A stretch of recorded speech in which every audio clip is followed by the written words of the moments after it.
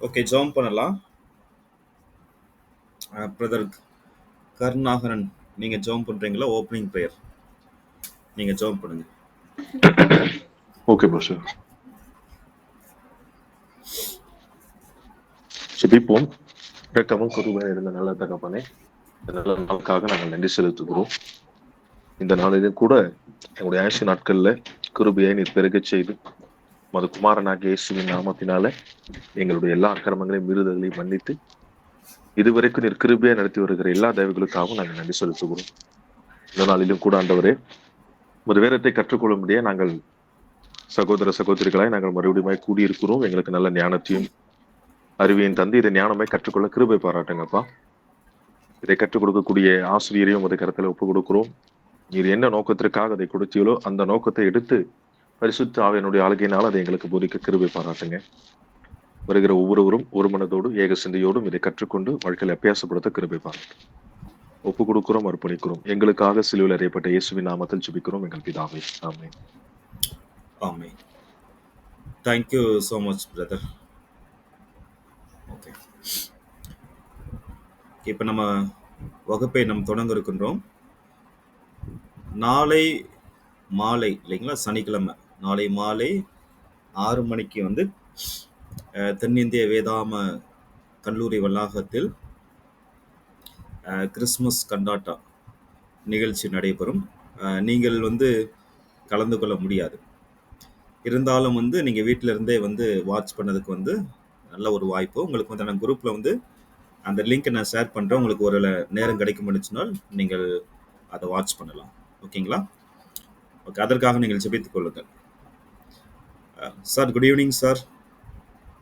இருக்கிறீங்களா sir? Benny sir. Pastor, praise the Lord. Good evening. Good evening. Good evening, Pastor.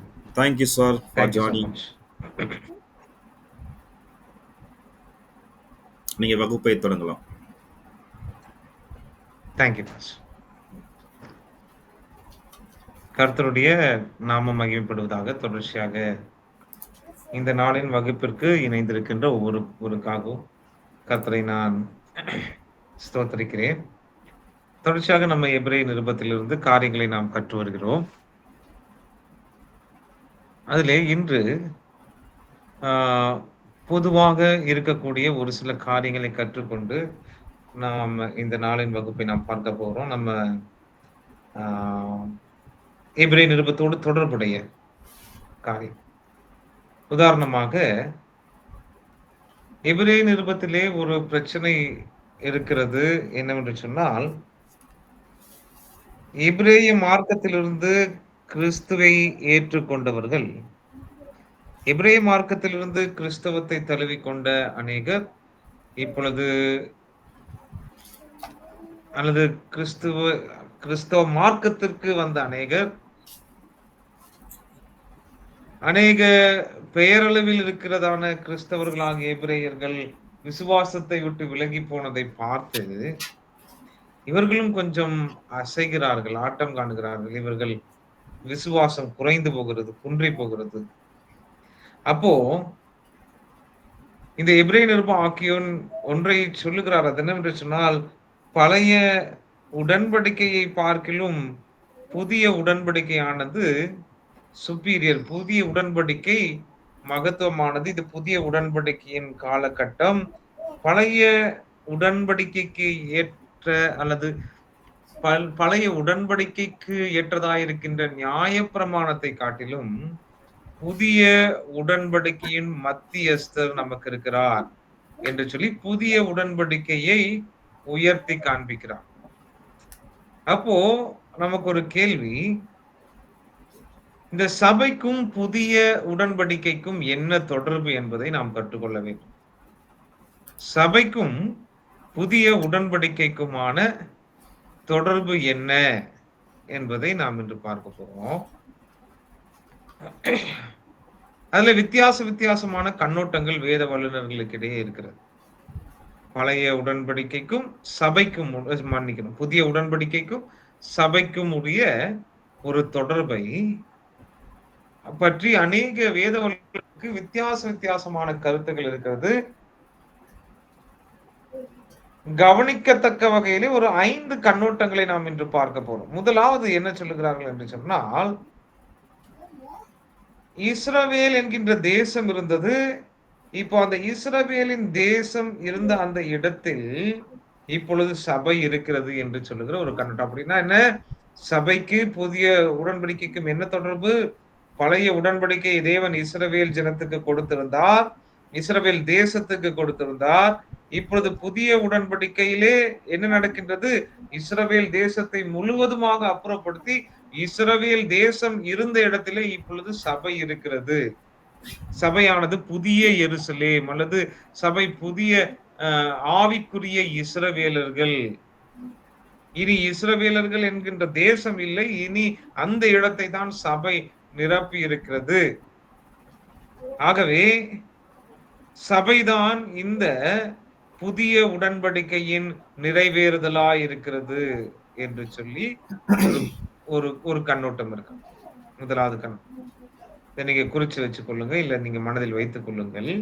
இதைதான் covenant தியாலஜின்னு சொல்லுவாங்க. Covenant theology, உடன்படிக்கை இறையியலாளர்கள் இதைத்தான் நம்புகிறார். சபை இஸ்ரவேலின் இடத்தை பிடித்து விட்டது என்று. இரண்டாவது கண்ணோட்டம் என்னவென்று சொன்னால், இந்த புதிய உடன்படிக்கை பிரத்யேகமாக இஸ்ரவேல் தேசத்துக்குரியதுதான், சபைக்கும் அதற்கும் சம்பந்தம் இல்லை என்று சொல்லுது இரண்டாவது கண்ணோட்டம். புதிய உடன்படிக்கை எங்கே முதலாவது கொடுக்கப்படுகிறது என்று சொன்னால் எரேமியாவிலே கொடுக்கப்படுகிறது. இதை பற்றி எசேக்கியேலும் பேசுகிறார். ஆகவே இந்த புதிய உடன்படிக்கை என்று சொல்லும் போது அந்த புதிய உடன்படிக்கை இஸ்ரவேல் தேசத்துக்குரியதுதான், அதற்கும் சபைக்கும் சம்பந்தம் இல்லை என்று சொல்லுகிற இரண்டாவது கண்ணோட்டம்.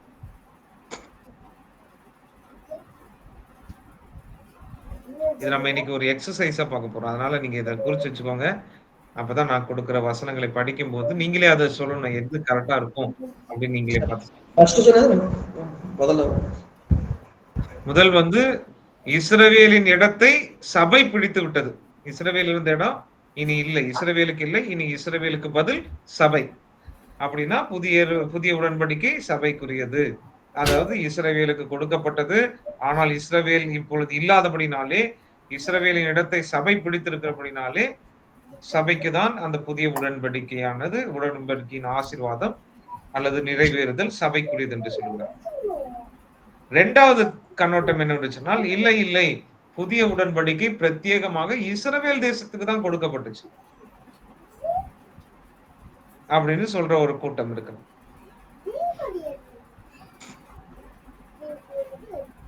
இப்பொழுது இந்த காரியத்தை டிஸ்பென்சேஷனல் இறையியலாளர்கள் சொல்லுகிறார்கள் அநேகர். அதாவது இந்த புதிய உடன்படிக்கை இஸ்ரவேலருக்குரியதுதான், சபைக்கும் அதுக்கு சம்பந்தம் இல்லைன்னு சொல்றாங்க. மூன்றாவது ஒரு கூட்டத்தார் என்ன சொல்றாங்கன்னா, 2 உடன்படிக்கை இருக்கிறது, 2 உடன்படிக்கை, அதாவது 2 புதிய உடன்படிக்கை. ஒன்று இஸ்ரவேலருக்கு, இன்னொன்று சபைக்கு. ஓகேங்களா? புதிய உடன்படிக்கையே 2 இருக்குது. ஒன்னு சபைக்கும், இன்னொன்று இஸ்ரவேலுக்கும். அது இரண்டாவது கண்ணோட்டம்.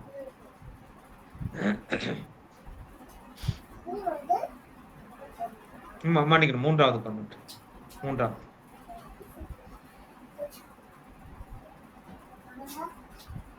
இப்போ நான்காவது என்ன அப்படின்னா, சபையானது புதிய உடன்படிக்கையின் பாதி நிறைவேறுதலா இருக்கிறது. இஸ்ரவேல் தான் அந்த புதிய உடன்படிக்கையின் முழு நிறைவேறுதலா இருக்க போகிறது வருங்காலத்திலே. இனி இஸ்ரவேலை தேவன் மீட்டுக் கொள்ளும் காலம் வரப்போகிறதே. அந்த காலகட்டத்திலே புதிய உடன்படிக்கை இஸ்ரவேலுக்கு தான் பரிபூர்ணமாக, இஸ்ரவேல் தான் புதிய உடன்படிக்கை நிறைவேறுதல், சபை அதனுடைய பாதி நிறைவேறுதல் தான். அதாவது புதிய உடன்படிக்கையின் அடிப்படையிலே யோவேல் தீர்க்கதரிசி என்ன சொல்றாரு? மாம்சமான யாவர் மீதும் என் ஆவியை ஊற்றுவேன், உங்களது குமாரனும் குமார்த்திகளும் தீர்க்கதரிசனம் உரைப்பார்கள்னு சொல்லப்பட்டிருக்கிறது. ஆனா 2வது அதிகாரம் அப்போஸ்தலர் நடபடிகள் 2வது அதிகாரத்துல பார்த்தா மாம்சமான யாவர் மீதும் ஊற்றப்படவில்லை, கொஞ்சம் ஜனங்கள் மேல் தான் ஊற்றப்பட்டது. இனி இஸ்ரவேலின் காலம் வரும்போது, ராஜ்யத்தின் காலம் வரும்போது எல்லார் மேலும் அந்த ஆவி ஊற்றப்படும். ஆகவே மிக பூரணமான நிறைவேறுதலின் ஒரு சிறிய நிறைவேறுதல் தான் சபை. அந்த புதிய உடன்படிக்கையில ஒரு சின்ன பாட்டு தான் சபை. ஆனா அதை பரிபூர்ணமான நிறைவேறுதல் இஸ்ரவேலுக்குரியதுதான் என்று சொல்வதுதான் அந்த 4வது வசனம்.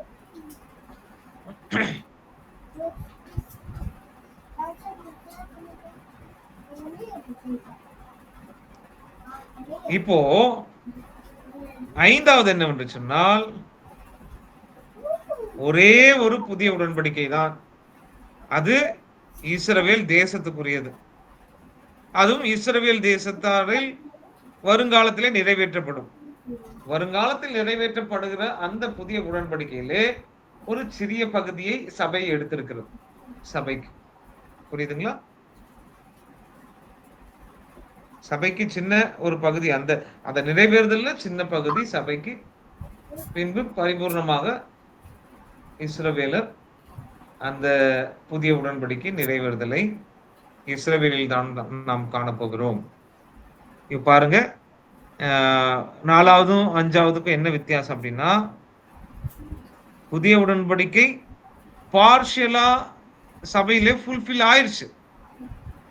ஏற்கனவே புதிய உடன்படிக்கை பகுதி அளவிலே சபையிலே நிறைவேறிவிட்டது. ஆனால் இஸ்ரவேலிலே பூர்ணமாய் நிறைவேறப் போகிறது. 2 வித்தியாசம் தான். பகுதி நிறைவேறுதல், இஸ்ரவேலில் நிறைவேறப் போவது முழுமையான நிறைவேறுதல். அதான் 4th. 5th என்னன்னா, இஸ்ரவேல்ல தான்ப்பா நிறைவேறுதல். அந்த இஸ்ரவேலில் நிறைவேறும் அந்த புதிய உடன்படிக்கையிலே இந்த ப்ராசஸ்ல சபைக்கும் கொஞ்சம் வேலை இருக்குது. சபைக்கும் ஒரே ஒரு நிறைவேறுதல். இது பார்ஷியல் நிறைவேறுதல், அதாவது கம்ப்ளீட் நிறைவேறுதல் என்றெல்லாம் இல்ல. கொஞ்சம் நிறைவேறிச்சு, பூர்ணமா இங்க நிறைவேறவே இல்லை. இஸ்ரவேலில் ஃபியூச்சர்ல தான் நிறைவேற போகுது. அந்த ப்ராசஸ் ஆஃப் ஃபுல்ஃபில்மெண்ட், அதுல இந்த சபையும் ஒரு சின்ன ஒரு பகுதியை கொண்டுள்ளது, சின்ன ஒரு பங்கு பெற்றுள்ளது. அவ்வளவுதான், ஒரே நிறைவு. இது 5 தான். இந்த 5 காரியத்தை யாராவது ஒரு 5 பேர் சொல்லுங்களேன் பார்க்கலாம். ஃபர்ஸ்ட்ல இருந்து 1 2 3 4 5. அப்புறம் நம்ம இஸ்ரவேல் என்ற தேசம் இருந்த இடத்துல சபை இருக்கிறது. பழைய உடன்படிக்கை தேவன் இஸ்ரவேல் தேசத்துக்கு கொடுத்தார். இனி இஸ்ரவேல் என்ற தேசம் இல்லை, அந்த இடத்தில் சபை இருக்கிறது. இது கவர்னன்ட் தியாலஜி.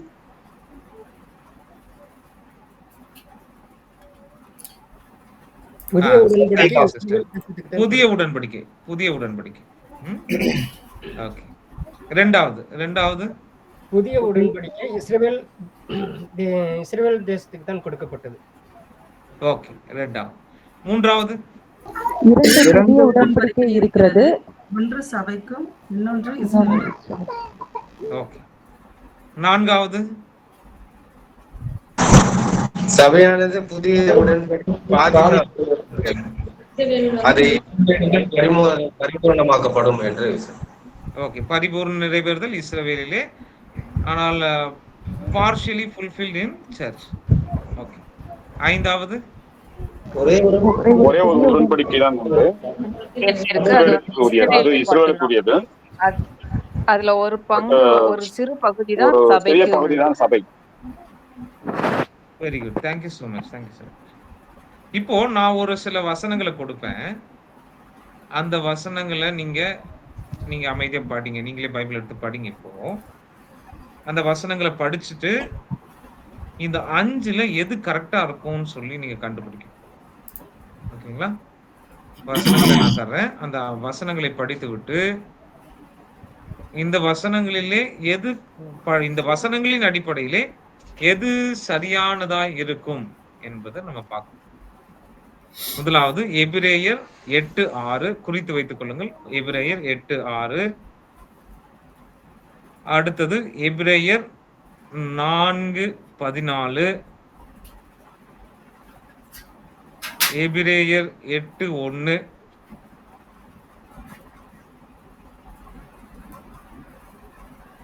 எபிரேயர் 8வது அதிகாரம் 7 12 வரை.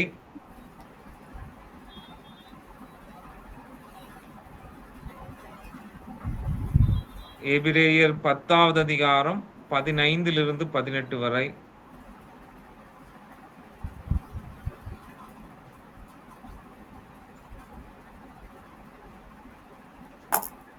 எபிரேயர் 10:10, எபிரேயர் 10:22, எபிரேயர் 10:29. மறுபடியும் சொல்றேன். எபிரேயர் 12, 23, 24. எபிரேயர் 12, 23, 24 சொல்றேன், கேளுங்க. ஃபர்ஸ்ட்ல இருந்து. எபிரேயர் 8வது அதிகாரம் 6வது வசனம். எபிரேயர் 4வது அதிகாரம் 14வது வசனம். எபிரேயர் 8வது அதிகாரம் 1வது வசனம். கிளாஸ் நடக்குது. எபிரேயர் 8வது அதிகாரம் 6வது வசனம். எபிரேயர் 8வது அதிகாரம் 7 12 வரை. 10வது அதிகாரம் 15 18 வரை. எபிரேயர் 10வது அதிகாரம் 10வது வசனம், 22வது வசனம், 29வது வசனம். எபிரேயர் 12 23 24. எபிரேயர் 12 23 24. இந்த வசனங்களை நீங்க படிங்க. இப்போ படிச்சுட்டு எனக்கு சேட் பாக்ஸ்ல நீங்க வந்து சேட் பாக்ஸ் இருக்கு இல்லைங்களா? சேட் பாக்ஸ்ல 1 2 3 உங்களுடைய ஒப்பீனியனை நீங்க போடுங்க. 1 2 3 4 5. இதுல 1 போடுங்க, 2 உங்களுக்கு இந்த வசனங்கள் எல்லாம் படிச்சு நீங்க கிடைக்கிற ஆன்சர் 3 இருந்ததுன்னா 3 போட்டு விட்டுருங்க. நம்ம பார்ப்போம் மெஜாரிட்டி யாருன்னு பார்ப்போம், எந்த நம்பர் வருதுன்னு பார்ப்போம். இப்பொழுது 7 20 7 7:30 வரை, அதாவது 10 நிமிடங்கள் நீங்கள் எடுத்து படிக்கலாம். படித்துவிட்டு இந்த வசனங்களின் அடிப்படையிலே உங்களுக்கு இந்த 5 காரியங்களில் எது சிறந்ததாய் இருக்கிறது, சரியானதாய் இருக்கும் என்று உங்களுக்கு தோன்றுகிற காரியத்தை நீங்கள் சாட் பாக்ஸ்ல போடுங்க.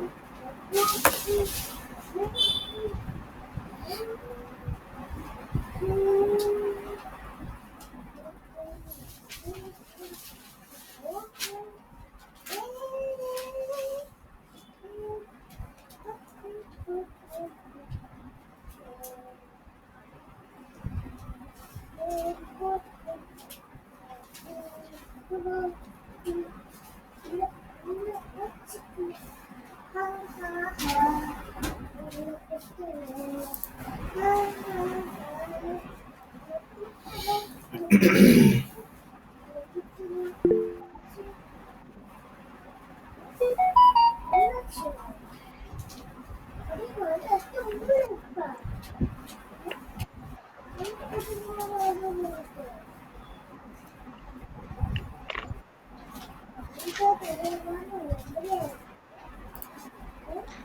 இந்த நம்ம சேட் பாக்ஸ்ல நம்ம இப்ப இருக்கிற இந்த மீட்டிங்லயே சேட் பாக்ஸ் இருக்கும் பாருங்க. அதுல நீங்க போட முடியுமா?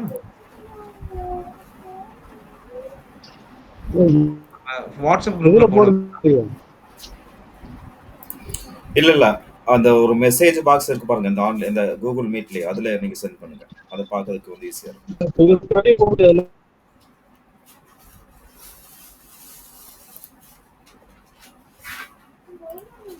சார் நீங்க மைக் ஆஃப் பண்ணிட்டு பேசுறீங்க. இங்க நம்ம ஒரு பாயிண்டர் இருக்கும் பாருங்க, இங்க ஏரோ மாதிரி ரைட் சைடுல. அதை கிளிக் பண்ணா மெசேஜ் பாக்ஸ் ஓபன் பண்ணும், chat with everyone இல்லையா, அதுல நம்ம சேட் பண்ணலாம்.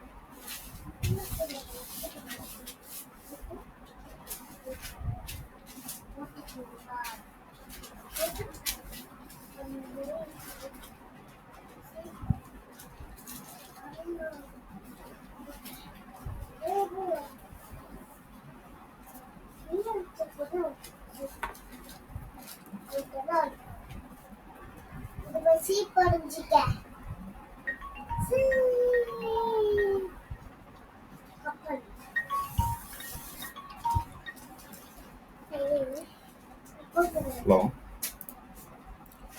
யாரு? சொல்லுங்கண்ணா சொல்லுங்கண்ணா. இல்லைண்ணா இன்னைக்கு வரல, இன்னைக்கு மீட்டிங் இருக்கு. இல்லை இன்னைக்கு நான் வர முடியாது. சரி, இன்னைக்கு வர முடியாது. நீங்க இந்த வாரம் ஞாயிற்றுக்கிழமை வந்து எல்லாம் பண்ணி கொடுத்துருங்க, சரிங்களா? க்ளீன் பண்ணி கொடுத்துருங்க. ஆமாம், சனிக்கிழமை வந்தாலும் சரி, ஞாயிற்றுக்கிழமை வந்தாலும் சரி, க்ளீன் பண்ணி கொடுத்துருங்க. ஓகே ஓகே ஓகே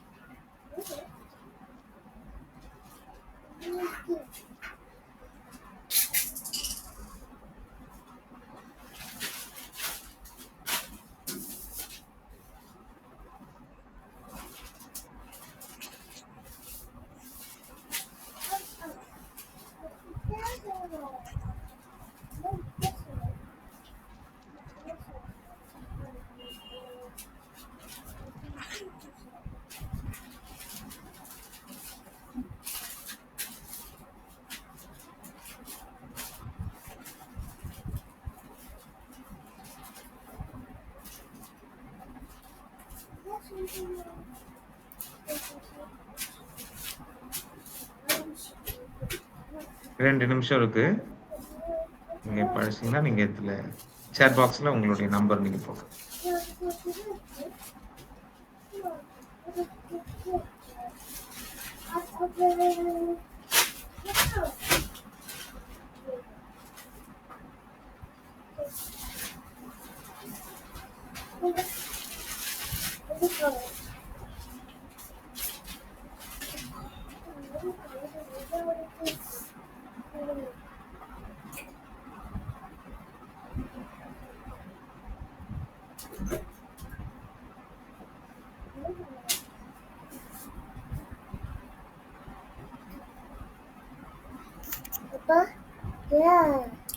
என்ன பேப்பர்?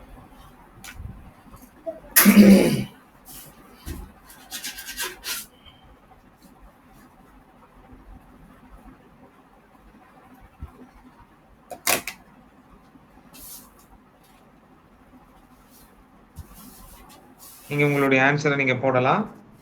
எல்லாருமே பார்ட்டிசிபேட் பண்ணுங்க. 1 2 3 4 5 6 7 8 9 10 13 14 14 பேர் தான் நீங்க போட்டிருக்கீங்க ஆன்சர். எல்லாரும் நீங்க போடுங்க. சார் பேர்ல வந்துருச்சுங்களா? நான் போட்டா தோணுது எனக்கு தெரியுமா? சொல்ல மாட்டேன். நான் போட்டேன். அதான் இப்போ வந்துட்டு. ஓகே 1 2 3 4 15 பேர் போட்டிருக்கீங்க. மற்ற எல்லாருமே பார்ட்டிசிபேட் பண்ணுங்க. எப்படி சென்ட் பண்ணணும்னு எனக்கு தெரியல. உங்களுடைய ஆன்சர் சொல்லிருங்கய்யா. 1.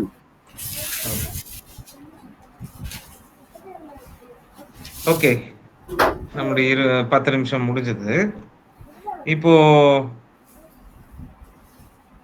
இந்த 5 கண்ணோட்டங்களை நம்ம பார்த்தோம்.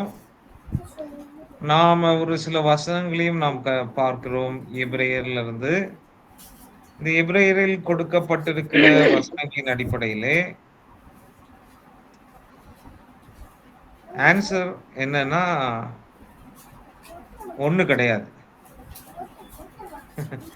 எல்லாருமே 1 தான் போட்டிருக்கீங்க. 1 இல்லை. இன்னும் வேற ஆன்சர் பார்த்தீங்கன்னா 5 5 மற்றும் 4 இருக்கிறது. 4ம் இல்லை. இந்த வசனங்களின் அடிப்படையில் நம்ம பார்க்கும்போது ஆன்சர் 5 இல்லையா? 5 என்பதுதான் சரியான ஒரு ஆன்சர். ஓகேங்களா? அது எப்படின்னா இஸ்ரவேலில் நம்ம பார்ப்போம். அதனுடைய எக்ஸ்பிளனேஷன் தான் இன்னைக்கு சொல்ல போறேன். இஸ்ரவேலுக்கு நிறைவேற போகின்ற 1 அப்படின்னு முடிக்காங்க. இஸ்ரவேலில் நிறைவேற போகின்ற அந்த புதிய உடன்படிக்கை, ஒரே புதிய உடன்படிக்கை தான் இஸ்ரவேலுக்கு கொடுக்கப்பட்டிருக்கிறது. இஸ்ரவேல் தேசத்துக்கு தான் கொடுக்கப்பட்டிருக்கிறது. அதிலே சபைக்கு இந்த காலகட்டத்திலே ஒரு பங்கு இருக்கு. அவ்வளவு. Answer is 5. எப்படிங்கிறத நான் உங்களுக்கு விளக்குகிறேன். அதாவது புதிய உடன்படிக்கை யாருக்கு கொடுக்கப்பட்டது, யாருக்கு வாக்குத்தத்தம் பண்ணப்பட்டது என்பதை முதலாவது பார்க்கலாம். எரேமியா 31வது அதிகாரம் 31வது வாசிக்கலாம். எரேமியா 31 31. Jeremiah chapter 31 verses 31. இதோ நாட்கள் வரும் என்று கர்த்தர் சொல்லுகிறார். அப்பொழுது இஸ்ரவேல் குடும்பத்தோடும் யூதா குடும்பத்தோடும் புதிய உடன்படிக்கை பண்ணுவேன். வெயிட் பண்ணுங்க. யார் கூட இந்த புதிய உடன்படிக்கை பண்ணுகிறார் ஆண்டவர்? இஸ்ரவேல் குடும்பத்தோடும் யூதா. ஓகே, இப்போ கிளியர் ஆயிடுச்சு. ஆன்சர் ஃபர்ஸ்ட்ல பார்க்கும்போது இது இஸ்ரவேலுக்கு கொடுக்கப்பட்டிருக்கின்ற அதுதான் புதிய உடன்படிக்கை. புதிய உடன்படிக்கை யாரில் நிறைவேறும் என்று தேவன் சொல்லுகிறார்? இதோ நாட்கள் வரும் என்று கர்த்தர் சொல்லுகிறார். அப்பொழுது இஸ்ரவேல் குடும்பத்தோடும் யூதா குடும்பத்தோடும் புது உடன்படிக்கை பண்ணுவேன். நான் அவர்கள் பிதாக்களை எகிப்து தேசத்திலிருந்து அழைத்து வர கைப்பிடித்த நாளிலே அவர்களோடே பண்ணின உடன்படிக்கையின்படி அல்ல, ஏனெனில் நான் அவர்களுக்கு நாயகராய் இருந்தும் அந்த என் உடன்படிக்கையை அவர்கள் மீறி அவமாக்கி போட்டார்களே என்று கர்த்தர் சொல்லுகிறார். அந்நாட்களுக்கு பிற்பாடு நான் இஸ்ரவேல் குடும்பத்தோடே பண்ண போகிற உடன்படிக்கையாவது, ஆண்டவர் தெளிவா சொல்றாரு, யார் கூட தான் உடன்படிக்கை பண்ண போறேன்? புறஜாதிகளாகிய நம்மோடு அல்ல. இந்த புதிய உடன்படிக்கை யார் இடத்துல தான் பண்ண போகிறேன் என்று ஆண்டவர் தெளிவா சொல்றாரு. நான் இஸ்ரவேல் குடும்பத்தோடே பண்ண போகிற உடன்படிக்கையாவது, நான் என் நியாய பிரமாணத்தை அவர்கள் உள்ளத்திலே வைத்து அதை அவர்கள் இருதயத்திலே எழுதி நான் அவர்கள் தேவனாயிருப்பேன், அவர்கள் என் ஜனமாயிருப்பார்கள் என்று கர்த்தர் சொல்லுகிறார். இனி ஒருவன் தன் அயலானையும் ஒருவன் தன் சகோதரனையும் நோக்கி கர்த்தரை அறிந்து கொள் என்று போதிப்பதில்லை. அவர்களில் சிறியவன் முதல் பெரியவன் மட்டும் எல்லாரும் என்னை அறிந்து கொள்வார்கள் என்று கர்த்தர் சொல்லுகிறார். நான் அவர்கள் அக்கிரமத்தை மன்னித்து அவர் பாவங்களை இனி நினையாதிருப்பேன். So one thing is clear. இங்கே ஒரு காரியம் தெளிவாக நமக்கு புலப்படுகிறது. புதிய உடன்படிக்கை என்பது சபையினிடத்திலே செய்யப்பட்ட உடன்படிக்கை அல்ல, இஸ்ரவேலுக்கு கொடுக்கப்பட்டிருப்பது புதிய உடன்படிக்கை. ஆகையினாலே புதிய உடன்படிக்கை நம்மிடத்திலே தேவன் செய்தார், யெகோவா நம்மிடத்திலே புதிய உடன்படிக்கை செய்திருக்கிறார் என்று புறஜாதியாராகிய நாம் ஒருபோதும் சொல்ல முடியாது. இது இஸ்ரவேல் இடத்திலே செய்யப்பட்ட புதிய உடன்படிக்கை. அதில் நம்ம தெளிவாயிரும். இப்போ அப்படின்னா நம்ம யாரு? இப்போ எபிரேய நிருபத்தை பார்க்கும்போது எபிரேயர் இடத்திலே பேசிக் கொண்டிருக்கிறார். புதிய உடன்படிக்கை மகத்துவமானது என்று எபிரேயர் இடத்துல. அப்போ நம்ம யார்? இதுல who are we? நம்ம அநேக வேளையில ஆவிக்குரிய இஸ்ரவேலர்லாம் நம்மள சொல்லிக்கோ. ஆவிக்குரிய இஸ்ரவேலர் என்றெல்லாம் ஒன்றும் இல்லை.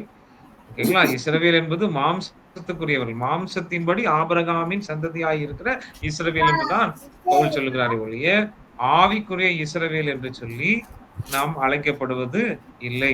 அதுல பரலோகம் காணான் என்று வேற நம்ம சொல்லுவோம் ஒரு சிலர் இல்லையா? பாட்டெல்லாம் அழகான பாட்டெல்லாம் இருக்கு, பரலோகத்தை காணான் என்று வர்ணிக்கிற ஒரு பாடெல்லாம் இருக்குது. அப்போ காணான்ல இஸ்ரவேலர் போய் கானானிலே நிற்கும் போது அநேக எதிரிகள் இருந்தாங்க. ஏறக்குறைய 36 எதிரி ஜாதிகளை அவர்கள் கொன்று போட்டு இப்போ கானான் தேசத்துக்குள்ள போகும்போது அங்க கானானியரோடு போராடுகிறார்கள். இப்போ நம்ம பரலோகத்துக்கு போகும்போது யார் இடத்துல போராட போறோம்?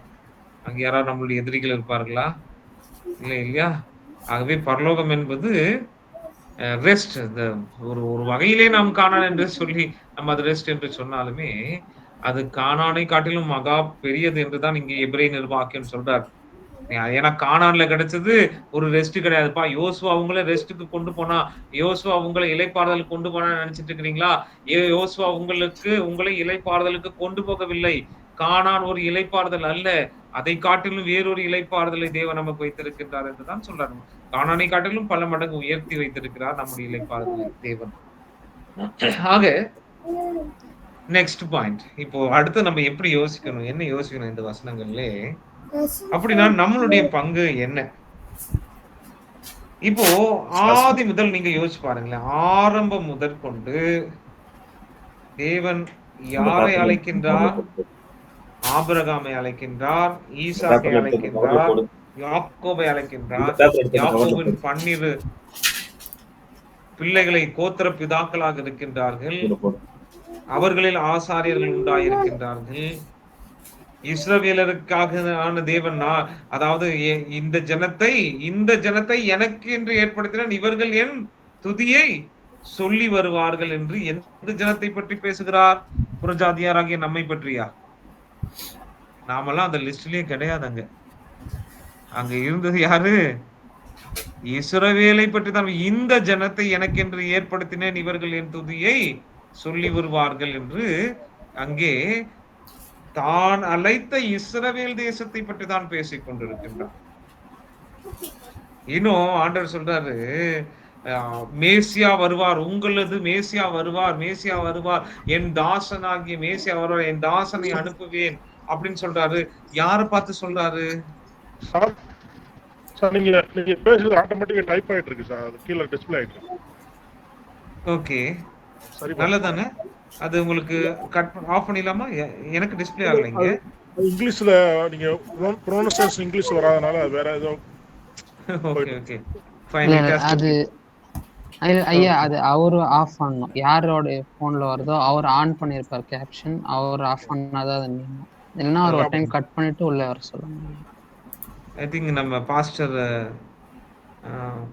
பாஸ்டர் ஐயா தான் நம்ம அதை ஆஃப் பண்ணணும்னு நினைக்கிறேன் இல்லையா? இல்ல யாரு வருதோ அவங்க, நான் ஆன் பண்ணனா எனக்கு வரும். அவர் தெரியாம ஐயா உங்களுடைய போன்ல தான் அது வந்துட்டு இருக்கு. சரி, இப்போ யாருடைய மேசியா இன் டெக்னிக்கலி ஸ்பீக்கிங், இயேசு கிறிஸ்து நம்முடைய மேசியா அல்ல என்பதுதான் உண்மை. இயேசுவினுடைய மேசியா உங்களுடைய இஸ்ரவேலின் மேசியா என்றுதான் அவர் அழைக்கப்படுகிறார், புறஜாதிகளின் மேசியா அல்ல. நம்ம தெளிவா புரிஞ்சுக்கணும். எங்குமே புறஜாதியாராகிய நமக்கு ஒரு மேசியா வருவார் பைபிள் எங்கேயா போடப்பட்டிருக்குதா? இல்ல. இஸ்ரவேலே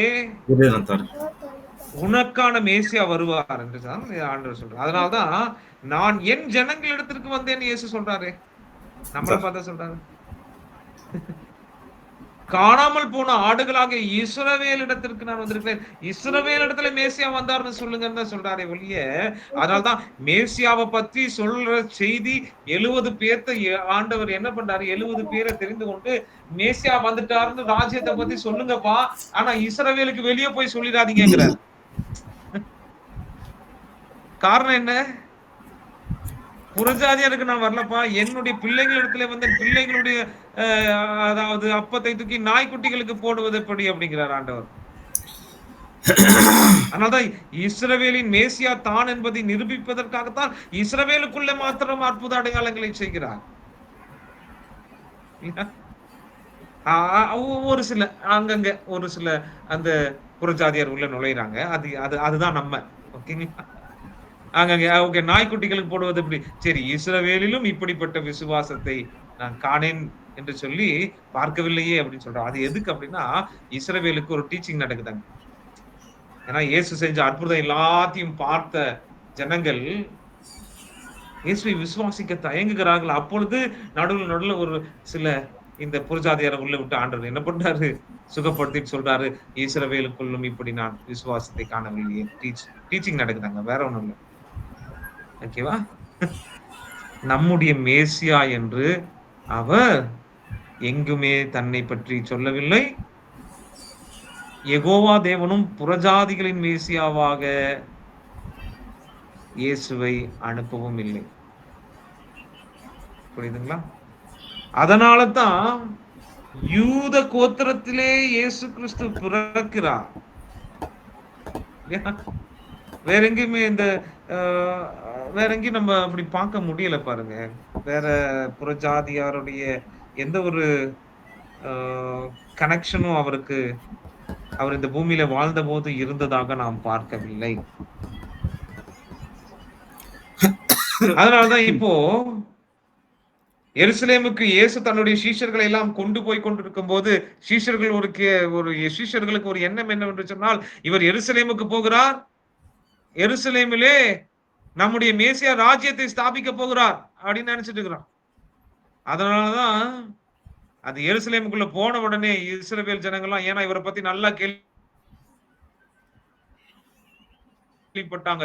இவருடைய அற்புதங்கள், பிறவி குருடனை சுகமாக்குதல், மரித்த லாசருவை உயிரோடு எழுப்புதல், இப்படி பல காரியங்களை செய்து இயேசுனுடைய போதனையும் இயேசுனுடைய அற்புத அடையாளங்களும் ஒரேவாறு இருக்கிறது. ஏன் அடையாளங்களை இஸ்ரவேலுக்கு மாத்திரம் செய்யறாரு, புறஜாதிகளுக்கு எங்கேயுமே செய்யலையே? 1-2 விஷயம் நான் சொன்ன நடுவில் வந்து அந்த சீரோபெனிஷியன் லேடி எல்லாம் வந்து அற்புதத்தை பெறுகிறார்கள். உண்மைதான், 100க்கு அதிபதி வந்து பெறுகிறான், அது உண்மைதான், அது எதற்கென்று நமக்கு தெரியும். ஆனா இஸ்ரவேலுக்குள்ள மாத்திரம் அடையாளம் செஞ்சதுக்கான காரணம் என்ன அப்படின்னா, இஸ்ரவேலர் அடையாளத்தை தேடுகிறார்கள். யூதர்கள் தான் அடையாளத்தை தேடுவார்கள். அவர்களுக்கு தேவன் அடையாளத்தை தருகிறார். அவ்வளவுதான். இப்ப கிளைமேக்ஸ்ல கொண்டு வந்து நிறுத்தும் போது ஆண்டவர் உயிர் தந்ததுக்கு அப்புறம் பேதுரு போய் கேட்கிறார். பேதுரு மற்ற சீஷர்லாம் போய் கேட்கிறாங்க, ஆண்டவரே, இக்காலத்திலா இஸ்ரவேலருக்கு ராஜ்யத்தை நீர் கையில கொடுக்க போறீரு அப்படின்னு கேட்ட உடனே ஆண்டவர் என்ன சொல்றாரு அந்த வசனத்துல, பிதா தன்னுடைய ஆதீனத்திலே வைத்திருக்கின்ற காலங்களையும் வேலைகளையும் அறிஞர்களுக்கு அடுத்தது இல்லை. உனக்கு அடுத்து இல்லையா, நீ நான் சொன்னதை மட்டும் செய் அப்படிங்கிறார். இப்ப நம்ம யாரு? இப்ப அந்த கேள்விதான் இப்போ புதிய உடன்படிக்கையில புறஜாதியாராகிய நாம் யார் என்பதுதான். இப்போ புறஜாதிகளின் அப்போஸ்தலன் யார்? புறஜாதிகளின் அப்போஸ்தலன்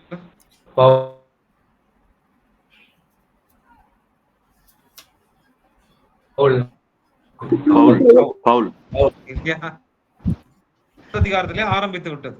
ஆரம்பித்த உடனே எல்லா யூதர்களுக்கும் என்ன, இஸ்ரவேலின் மேசியாவாகிய இயேசுவை பிரசங்கிக்கிறார். நீங்கள் கொலை செய்த இயேசு என்று தைரியமாக இஸ்ரவேல் ஜனங்களை பார்த்துதான் பேதுரு பேசுகிறாரே ஒழிய நம்மை பார்த்து அல்ல. பெந்தேகோஸ்தே நாள் என்ற நாள் வந்த போது எல்லா இடங்களிலும் இருக்கிற ஜீவிஷ் டயாஸ்போரா என்று சொல்வார்கள், எல்லா இடங்களிலும் சிதறி இருந்த யூதர்கள் இஸ்ரவேலர் எல்லாம் ஒன்று கூடி வந்த போது, நீங்கள் தான் கொலை செய்தீர்கள் இல்லையா, நீங்கள் தான் கொலை செய்தீர்கள், நீங்கள் கொலை செய்த இயேசுவை அவர் ஆண்டவரும் இரட்சகரும் ஆக்கினார், வானத்தின் கீழும் பூமிக்கு மேலும் ரட்சிக்கப்படுவதற்கு இயேசு கிறிஸ்து போது, ஐயோ அதனாலதான் 3000 பேர் வரான், 4000 பேர் வரான். ஏன்னா இவர்தான் மேசியா, இஸ்ரவேலின் மேசியா என்று இஸ்ரவேல் பாளையத்திலே பிரசங்கிக்கப்படுகிறது இஸ்ரவேலரால். அதனாலதான் பாருங்க, ஆரம்ப காலத்துல சபை ஆரம்பிக்கப்பட்ட போது எங்கே போய் அவர்கள் ஆராதிக்கிறார்கள்? தேவாலயத்துக்கு. ஜெப நேரம் வந்த போது அதாவது பேதுருவும் யோவானும் ஆலயத்துக்கு சென்றார்கள் என்று பார்க்கிறோம். ஜெப ஆலயங்களுக்கு செல்றாங்க. இப்போ இஸ்ரவேல் அந்த 12 அப்போஸ்தலர்களுக்கு கூட என்னன்னா மனசுக்குள்ள, இது யாருக்கு, இஸ்ரவேல் தேசத்துல இருக்கவங்களுக்கு மாத்திரம்தான் அப்படிங்கிறது தான் அவங்களுடைய எண்ணம். ஓகேவா? அவங்களுக்கு வெளியே யாரும் வெளியே போகணும்னு தெரியல. ஆனா ஆண்டவர் சொல்றாரு, நீங்கள் எருசலேமிலும் யூதேயாவிலும் சமாரியாவிலும் உலகத்தின் கடைசி அவங்களுக்கு என்னன்னா எல்லா இடங்களிலும் சிதறி இருக்கிற யூதர்களுக்கு போய் பிரசங்கிக்க வேண்டும், அவ்வளவுதான். அதான் அவங்களுடைய எண்ணம். புறஜாதியர்கிட்ட போயிடவே கூடாது, நம்ம கிட்ட வந்துடவே கூடாது. இப்போ பேதுருக்கு ஒரு காட்சி வருகிறது, ஒரு விஷன் இல்லையா? ஒரு சொப்பனத்தை பேதுரு பார்க்கிறார். அந்த சொப்பனத்துல 2 கூடைகள் நிறைய அசுத்தமான மிருகங்கள் எல்லாம் வரும்போது இவர் ஏற்கனவே பசியா இருக்கின்றார். அவரிடத்துல ஆண்டவர் சொல்லுகிறார், நீ இதை அடித்து புசி என்று சொல்லுகிறார். நீ இதை அடித்து புசி. ஐயோ ஆண்டவரே, நான் ஒரு காலம் இப்படிப்பட்ட அசுத்தமான மிருகங்களை நான் சாப்பிட்டதில்லையே. மறுபடியும் சொல்ல, ஆண்டவர் அடித்து புசி என்று சொல்லுவேன். அப்போ 2 பேர் கதவை தட்டிட்டு நிக்கிறான். 2 பேர் கதவை தட்டி கொண்டு நிற்கின்றார். அப்போ என்ன சொல்றாரு அப்படின்னா, நாங்கள் கொர்நேலியு வீட்டில் இருந்து வருகிறோம், உங்களை அழைப்பித்து அனுப்பினார், நீங்கள் வர வேண்டும் என்று சொன்ன போது ஆண்டவருடைய நடத்துதலின்படி பேதுரு போய் எங்கே பிரசங்கிக்கிறார்? முதல் யாரிடத்துல? ஒரு புறஜாதியானுடைய வீட்டிலே கிறிஸ்துவின் சுவிசேஷம் பிரசங்கிக்கப்படுகிறது. ஏன்? நன்றாக கவனிங்க. இப்பதான் இங்க ஒரு காரியத்தை நாம் புரிந்து கொள்ள வேண்டும். இந்த கொர்நேலியு கிட்ட பேசினது யாரு? ஃபர்ஸ்ட் தேவதூதன். இப்ப எனக்கு ஒரு கேள்வி, இந்த தேவதூதனே சொல்லிருக்கலாம் இல்லையா? தேவதூதனுக்கு இந்த சுவிசேஷம் தெரியுமா தெரியாதா? ஐயோ கொர்நேலியுவே, உன்னுடைய தான தர்மங்கள் எல்லாம் தேவனுடைய சமூகத்தில் இட்டிட்டு ஏன் இயேசு பிறந்தார் என்று சொன்ன அந்த தேவதூதன் இப்பொழுது இயேசுதான் ரட்சகர் என்று இவரிடத்திலே சொல்லி சுவிசேஷத்தை பரப்பி இருக்கலாம் அல்லவா? ஏன் பேதுருவை அழைத்து அனுப்பி? நல்லா புரிஞ்சுக்கணும். நீங்க பேதுருவை போய் கூட்டிட்டு வா, அவன் சொல்லுவான், ஏன் ஏன் தேவதூதனை நீர் ஏன் சொல்லவில்லை? Why you did not say? ஏன்னா ரட்சிப்பு யூதர்கள் வழியாகத்தான் வர வேண்டும். ரட்சிப்பு யூதர்கள் வழியாகத்தான் வர வேண்டும். அதுவும் ஐ விட்னஸ் ஆகிய பேதுரு கிட்ட தான் சொல்றாரு, இந்த அதாவது பரலோக ராஜ்யத்தின் சாவியை உன்னிடத்திலே தருகிறேன். அப்போ பேதுரு தான் அந்த சாவியை எடுத்துட்டு போய் சுவிசேஷ வாசலை திறக்கணும். அது தேவதூதனே ஆனாலும் அதை திறக்க முடியாது. இப்ப சுவிசேஷ வாசலை திறந்துட்டாரு, திரும்பி வராரு பேதுரு. வந்த உடனே எல்லாருக்கும் பயங்கரமான கடுபிடி. இவன் எதுக்கு அங்க போனா? அசுத்தமானவர்களுடைய வீட்டிற்கு, அசுத்தமான இடத்திற்கும், புறஜாதியார் இடத்துல. ஏனென்றால் இந்த கிறிஸ்தவம் யாருடைய மார்க்கம்? இது யூத மார்க்கத்தின் ஒரு பகுதியா இருக்கிறதே. இதை கொண்டு போய் அசுத்தமான கொர்நேலியுவின் வீட்டிலே சுவிசேஷத்தை ஏன் பிரசங்கித்தான் என்ற கோபம் வந்த போது பேதுரு எழும்பி என்னென்னவெல்லாம் நடந்தது என்றும், ஆதியிலே அதாவது அப்போஸ்தலர் 2வது அதிகாரத்தில் எப்படி ஆவி பொழியப்பட்டதோ யூதர்கள் மேல், அது போலவே புறஜாதியார் மேலும் பொழியப்பட்ட போது புரிந்து கொண்டோம், அந்த புறஜாதியாரும் இந்த கிறிஸ்துவின் சரீரத்தின் பங்காய் இருக்கிறார்கள் என்று ஒரு புரிந்து கொள்ளுதல் அங்கே வருகிறது. ஆனாலும் அப்போ வரலாற்றில் எப்படிப்பட்ட புரிந்து கொள்ளுதல் இருந்து தெரியுங்களா? இஸ்ரவேலின் சபை வேறு, புறஜாதியாரின் சபை வேறு என்ற ஒரு எண்ணம் கொண்டுதான் இருந்தார்கள் ஆரம்பத்தில். அதனாலதான் பேதுரு எருசலேம்ல இருந்து ஒரு சிலர் வர்ற வரைக்கும் நல்லா சாப்பிடுறாரு. யாருக்கிட்ட? புறஜாதியார் இடத்துல எல்லாத்தையும் சாப்பிடுறாரு. அப்படியே வீரி குழம்பாவது எல்லா குழம்பையும் ஊத்துங்கடா சாப்பிடலான்னு அடிச்சு வீசுறாரு. ஆனா இப்போ வந்து அப்போ அத எருசலேம்ல இருந்து ஒரு சில யூதர்கள் வருகிறார்கள் என்று கேள்விப்பட்ட போது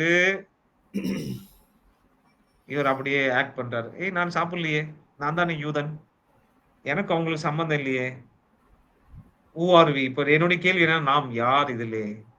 இந்த புதிய உடன்படிக்கையிலும், இந்த ராஜ்யத்தின் சுவிசேஷத்திலும், இந்த பரலோக ராஜ்யத்தின் பங்கிலும் யார் நாம யாரு? அப்பதான் பவுல் ஜம்ப் பண்றாரு. இப்ப பவுல் வராரு, சீன்ல வராரு. பவுல் வந்துட்டு சுவிசேஷத்தை பிரசங்கிக்கிறார். யூதர்களிடத்திலே முதலாவது யூதருக்கு பின்பு கிரேக்கருக்கும் என்று ரோமாபுரிக்கு எழுதும் போது எழுதுகிறார். முதலாவது யூதருக்கு பிரசங்கித்தேன், பின்பு கிரேக் புறஜாதிக்கு போனேன் அப்படிங்கிறார். ரோமர்ல படிச்சிருக்கீங்களா? ரோமர் 1வது அதிகாரத்துல போடப்பட்டிருக்கோம்.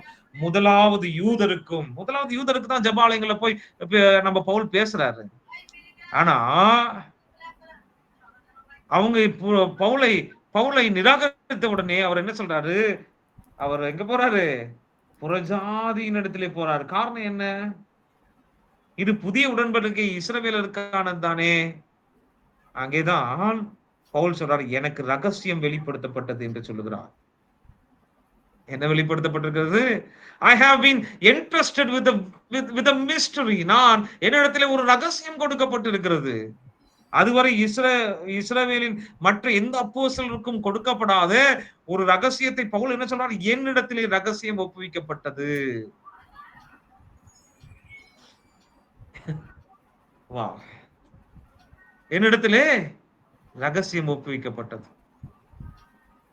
அப்ப நீங்க கரெக்டா கவனிச்சு பாத்தீங்கன்னா ஐ திங்க் எபேஸ் இருக்குன்னு நினைக்கிறேன் இல்லையா? 3வது அதிகாரம் 3ஆம் வசனம். அது என்னவெனில், புறஜாதிகள் சுவிசேஷத்தினாலே உடன் சுதந்திரருமாய் ஒரே சரீரத்திற்குள்ளானவர்களுமாய் கிறிஸ்துவுக்கள் பண்ணின வாக்குத்தத்தத்துக்கு உடன் பங்காளிகளுமாய் இருக்கிறார்கள் என்கின்ற ரகசியத்தை அவர்களுக்கு வெளிப்படுத்தி அறிவித்தார். ரகசியத்தை வெளிப்படுத்தி அதாவது என்ன ரகசியம் அப்படின்னா, ஆபிரகாமுக்கும் இந்த ரகசியம் தெரியாது. அவருக்கு எல்லாம் ஒண்ணுதான் தெரியும், இவன் ஜாதி நிமித்தம் பூமியில் உள்ள ராஜ்யங்கள் எல்லாம் ஆசீர்வதிக்க என்ன ஏதெல்லாம் அவருக்கு தெரியாது. ஆபிரகாம், ஈசாக்கு, யாக்கோபு, மோசே, ஆரோன் மற்றும் தீர்க்கதரிசிகளாகிய அத்துணை தீர்க்கதரிசிகள் இருக்கிறார்கள், ராஜாக்கள் இருக்கிறார்கள். எல்லாரும் இஸ்ரவேல் இஸ்ரவேல், இஸ்ரவேலின் யெகோவா, இஸ்ரவேலின் யெகோவா, இஸ்ரவேலின் மேசியா, இஸ்ரவேலின் தேவன், இஸ்ரவேலின் இரட்சகர், இஸ்ரவேலின் அதிபதி, இஸ்ரவேலின் ராஜ்யத்தின் ஜெயகம்பீரமான யெஷூரன் என்றெல்லாம் தேவனை புகழ்ந்து பாடின இஸ்ரவேல் ஜனங்கள் இஸ்ரவேலர் இஸ்ரவேலர் என்ற ஒரே கண்ணோட்டத்தில் போய் கொண்டிருக்கும் போது யாருக்குமே அது வெளிப்படுத்தப்படவில்லை.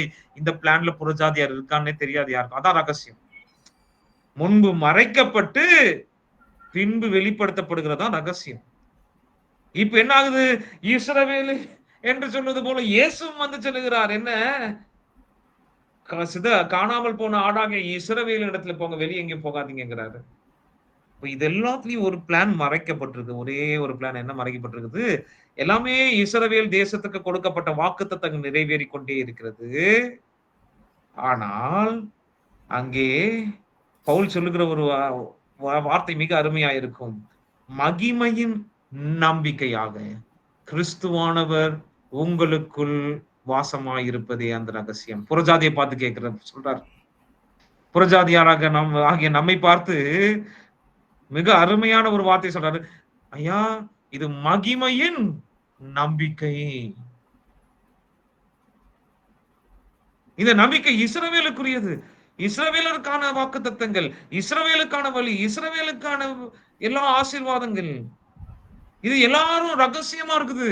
ஆனா தேவன் என்னிடத்துல ஒன்றை வெளிப்படுத்தல. ஏன்னா இவர் அரபு தேசத்துக்கு போகும்போது அங்கே 3 வருடங்களா 2 வருடங்களா 2 வருடங்கள் என்று நினைக்கிறேன். அங்கே இயேசு கிறிஸ்துவே இவருக்கு சுவிசேஷத்தை வெளிப்படுத்துகிறார். அப்போ ஒரு ரகசியத்தை புரிந்து கொண்டு இவர் என்ன சொல்கிறார்? மகிமையின் நம்பிக்கையாய் இந்த இஸ்ரவேலின் இரட்சகர் உங்களுக்குள் வாசமாயிருப்பது, அதுவே இந்த ரகசியம். சோ எல்லாமே இஸ்ரவேலை சுற்றி தான் நடந்து கொண்டிருக்கிறது. அதுல இந்த காலகட்டம் புறஜாதியாரின் காலகட்டமாக கொஞ்ச நாட்கள் மாத்திரம்தான். ஓகேங்களா? கொஞ்ச நாட்கள். அந்த பிளான் எல்லாமே இட் சென்டர்ட் அரவுண்ட் இஸ்ரேலைட்ஸ். இஸ்ரவேலை மையப்படுத்தியே எல்லா திட்டங்களும் நடைபெறுகிறது. ஆனா அந்த பிளான்ல கொஞ்சம் என்ன இருக்குதுங்க? எப்படி நம்முடைய இஸ்ரவேல் புறஜாதியாருடைய காலகட்டம். அவ்வளவுதான் நம்மளுடைய பகுதி. நம்ம வந்து புதிய இஸ்ரவேல்லாம் கிடையாது, நம்ம ஆவிக்குரிய இஸ்ரவேல்லாம் கிடையாது, இஸ்ரவேலை ரிப்ளேஸ் பண்ணிட்டோமும் கிடையாது. இஸ்ரவேலை ரிப்ளேஸ் பண்ண முடியாது. இஸ்ரவேலை ரிப்ளேஸ் பண்ணிட்டோம்னா ஆண்டவர் யெகோவா தேவன் ஆபிரகாமுக்கு கொடுத்த வாக்குத்தத்தம் அவமாய் போயிடும். we can never replace Israelites. இஸ்ரவேலரை ஒருபோதும் ரிப்ளேஸ் பண்ணிட்டு வந்து நம்ம உட்கார முடியாது. அப்படி உட்கார்ந்தோம்னா இத்தனை வாக்குத்தத்தங்களும் வேஸ்ட் தான். இஸ்ரவேலின் மேசியா வேஸ்ட் தான். அதனாலதான் ராஜ்யம் எங்கேதான் ஸ்தாபிக்கப்படும்? எதிர்காலத்திலே ராஜ்யம் எருசலேமிலே ஸ்தாபிக்கப்படும். இப்பொழுது எப்படின்னா நம்ம நம்முடைய பிள்ளைகள் எல்லாவரையும் நம்ம ஒரு கார்ல ஏற்றி கொண்டு நாம பிள்ளைகள் நாம கணவன் மனைவியாகவும் பிள்ளைகளையும் ஏற்றி கொண்டு ஒரு குடும்பமாக நாம் என்ன செய்கிறோம்? ஒரு ஊட்டிக்கு போறாங்கன்னு வச்சுக்கோங்க ஒரு குடும்பம். அப்படியே ஊட்டிக்கு போகும்போது நடுவுல 2 தெரிஞ்ச இவங்களை பார்த்துருக்கோமே, ஓகே கொர்நேலியுவா, ஓகே அவனை தூக்கி உள்ள போடுப்பா, போட்டுட்டு எங்கப்பா கொர்நேலியு, நாங்க போறோம், அதனால நாங்க ஒரு டிராப் பண்ணிடுறோம். யாருடைய காரு? யாருடைய பிளானு? யாருக்கான பிளானு? அந்த குடும்பத்துக்கான பிளான் தான், இஸ்ரவேலுக்கான பிளான் தான். நடுவில் கொர்நேலியுவின் பிள்ளைகள் ஆகிய நாமும் உள்ள அப்படியே ஒட்ட வைக்கப்பட்டிருக்கிறோம். மகிமையின் நம்பிக்கையாய் கிறிஸ்துவானவர் நமக்குள் வாசமாயிருக்கிறார். அதான் 5வது பாயிண்ட் நம்ம சொல்றோம். there is one new covenant. ஒரே ஒரு புதிய உடன்படிக்கை. அது இஸ்ரவேல் தேசத்தை சுற்றியும் தேசத்துக்காகவும் கொடுக்கப்பட்டது. அதிலே இந்த காலகட்டத்திலே ஒரு லிமிட்டடான ஒரு இடத்தை நமக்கென்று தேவன் நியமித்தார். அது எல்லாருக்கும் மறைபொருளா இருந்தது. இயேசு கிறிஸ்து பிறந்த போது கூட சிமியோன் இஸ்ரவேலின் ரட்சணியத்தை என் கண்கள் கண்டது என்றுதான் சொல்லுகிறாரே ஒழிய புறஜாதியாரின் ரட்சணியத்தை என் கண்கள் கண்டது என்று எங்கும் சொல்லவில்லை. அதுல அப்ப நம்ம எவ்வளவு தேங்க்ஃபுல்லா நம்ம இருக்கணும் பாருங்களேன். எவ்வளவு கிராட்டிடியூடோட நம்ம இருக்கணும் பாருங்களேன். எவ்வளவு ஒரு கிருபை, எவ்வளவு ஒரு இரக்கம், எவ்வளவு ஒரு அன்பு. பாளையத்துக்கு புறம்பே இருந்து நாம் இப்பொழுது நாம் ஒட்ட வைக்கப்பட்ட கிளைகளாக இருக்கின்றோம். இதன் அடிப்படையிலே இந்த வசனங்கள் எல்லாவற்றையும் நீங்கள் படித்த வசனங்கள்லாம் இதைதான் தெரிவிக்குது. அதன் அடிப்படையில ஆன்சர் இஸ் 5. ஆன்சர் 5வது தான் நம்முடைய ஆன்சர். நீங்க மறுபடியும் அந்த 5வது ஆன்சரை படிச்சுட்டு நீங்க மற்ற வசனங்களை எல்லாம் நீங்கள் பாருங்கள். அதனால்தான் எபிரேயருக்கு சொல்லுகிறார். எபிரேயருக்கு எழுதும் போது இத்தனை தெளிவாக அவர் எழுதுவதற்கான காரணம், நீங்கள் உடன்படிக்கையின் கூட்டத்தார் அல்லவா? உடன்படிக்கை புரியுதுங்களா? டாடி கிளாஸ் போயிட்டு இருக்கு. கிளாஸ் நடக்கும்போது டிஸ்டர்ப் பண்ணாத. அந்த எபிரேயர் 3:3ல வந்து உடன் சுதந்திரர் அப்படிங்கிற ஒரு வேர்ட் வருது சார். உடன் சுதந்திரர், அதாவது அவர் எபிரேயர் 3:3 நாம் வாசிக்கலாம் மறுபடியும். புறஜாதிகள் சுவிசேஷத்தினாலே உடன் சுதந்திரருமாய் ஒரே சரீரத்துக்குள்ளானவர்களுமாய் கிறிஸ்துவுக்கு ஒரு பண்ணின வாக்கு தத்துவத்துக்கு உடன் பங்காளிகளுமாய் இருக்கிறார்கள் என்கிற இந்த ரகசியத்தை.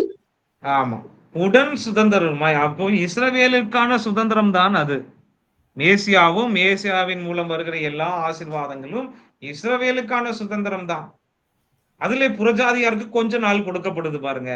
அந்த நாள்ல உடன் சுதந்திரமாய் நாமும் அவர்களோடு சேர்ந்து அவர்களுடைய மேசியாவை நாம் ஆராதிக்கிறோம். அவர்களுடைய ரட்சகர் நமக்கு ரட்சகராய் இருக்கின்றார். அந்த ரட்சகனுடைய ஆசீர்வாதங்கள் எல்லாரும் நமக்கான ஆசீர்வாதமாய் இருக்கிறது. என்னுடைய ஜனத்துக்காக வந்தேன், என்னுடைய அதாவது எனக்கு சொந்தமானவர்களுக்காக நான் வந்தேன் என்று இயேசு சொல்லுகிறார். அப்போ அந்த சொந்தமானவங்களுக்கு இப்போ அதாவது ஒரு ஒரு ஒரு வீட்டுக்கு நம்ம போயிருக்கிறோம்னு வச்சுக்கோங்களேன். அந்த வீட்டுல உட்காந்து பேசிட்டு இருக்கிறோம். திடீர்னு அந்த வீட்டுக்குள்ள பிரைம் மினிஸ்டர் வர்றாரு. ஏன்னா பிரைம் மினிஸ்டருக்கும் அந்த வீட்டுக்கும் தெரியும் இல்லையா? அந்த வீடும் பிரைம் மினிஸ்டருக்கும் அந்த வீட்டாரும் தெரியும். அதனால திடீர்னு பிரைம் மினிஸ்டர் உள்ள நுழைச்சிட்டாரு. அந்த வீட்டாரெல்லாம் மிக சந்தோஷமா எந்திரிச்சு கை கொடுக்குறாங்க இல்லையா? கை கொடுத்துட்டு நம்மளுடைய ரொம்ப வருஷம் கழிச்சு இந்த பிரைம் மினிஸ்டர் நம்ம வீட்டுக்கு வந்திருக்கிறாரு, ரொம்ப எந்திரிச்சு சந்தோஷப்பட்டு கை கொடுக்குறாங்க. அப்ப நீங்க இருக்கிறீங்க, உங்களுக்கும் அந்த பிரைம் மினிஸ்டருக்கு ஏதாவது சம்மந்தம் இருக்கா, இல்ல அந்த வீட்டுக்கு சம்மந்தம் இருக்குதா? நீங்க உள்ள வந்துடுறீங்க, திடீர்னு வந்துட்டீங்க, நீங்களும் எந்திரிச்சு கை கொடுப்பீங்க இல்லையா? நீங்களும் எந்திரிச்சு கை கொடுப்பீங்க. நீங்களும் ஒரு செல்ஃபி எடுத்துக்கலாமான்னு கேட்பீங்க இல்லையா? எல்லாம் பண்ணிட்டு செல்ஃபி எடுத்துட்டு என்ன சொல்வீங்க? நம்ம வீட்டுக்கு தான்டா பிரைம் மினிஸ்டர் வந்தாருங்கிற அளவுக்கு யாரும் கண்டுபிடிக்க முடியாத அளவுக்கு பேக்ரவுண்ட் எல்லாத்தையும் பிளர் பண்ணி கூட நம்ம ஸ்டேட்டஸ்ல போட்டாலும் போட்டுருவோம். அதான் இந்த புறஜாதியார் இப்போ எங்களுடைய ரட்சகர், எங்களுடைய மேசியா, எங்களுடைய ராஜா, எங்களுடைய கர்த்தர், எங்களுடைய ஆண்டவர், எங்களுடைய யெகோவா, எங்களுடைய இயேசுவா. ஏனென்றால் நாங்கள் ஒட்ட வைக்கப்பட்ட கிளைகள், சந்தோஷம் அடைகிறோம். ஏனென்றால் அந்த வீட்டுக்குள்ள அந்த பிரைம் மினிஸ்டர் நுழைஞ்ச போது அந்த வீட்டுக்கு எவ்வளவு சந்தோஷமோ அதே மாதிரி நம்மளும் சந்தோஷப்பட்டோம். நாம ஒட்ட வைக்கப்பட்டு உடன் சுதந்திரமாயிருக்கிறோம் தேவனுடைய பிள்ளைகள். இது கிருபை. அதனால்தான் பவுல் சொல்றாரு, நான் முதலாவது யூதருக்கும் பின்பு கிரேக்கருக்கும் இந்த சுவிசேஷத்தை எடுத்து போனேன். இன்னும் ஒண்ணு, ஏன் இந்த ஒன்றை சொல்லிவிட்டேன் என்று சொன்னால், இந்த டாபிக் முடிஞ்ச அடுத்தது நம்ம வேற ஒரு டாபிக் போயிடலாம்.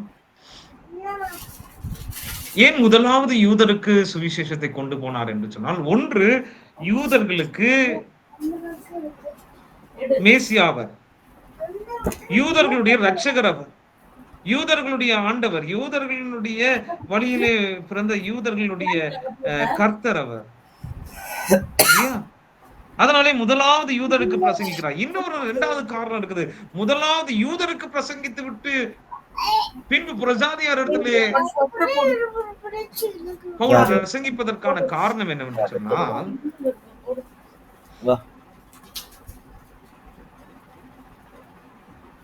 என்ன தெரியுங்களா?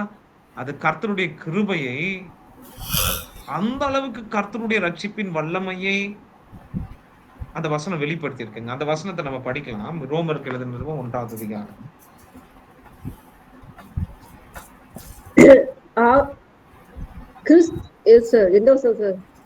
ரோமர் 1வது அதிகாரம்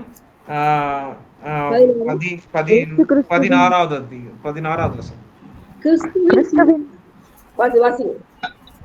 கிறிஸ்துவின் சுவிசேஷத்தை குறித்து நான் வெட்கப்படேன். முன்பு யூதரிலும் பின்பு கிரேக்கரிலும் விசுவாசிக்கிறவன் எவனோ அவனுக்கு ரட்சிப்பு உண்டாவதற்கு அது தேவ பலனாயிருக்கிறது. முன்பு யூதரில் பின்பு கிரேக்கரில். ஏன் முன்பு யூதரில் பின்பு கிரேக்கரில்? அங்கேயே ஒரு டிஸ்டிங்ஷன் வைக்கிறார் பாருங்க பவுல்.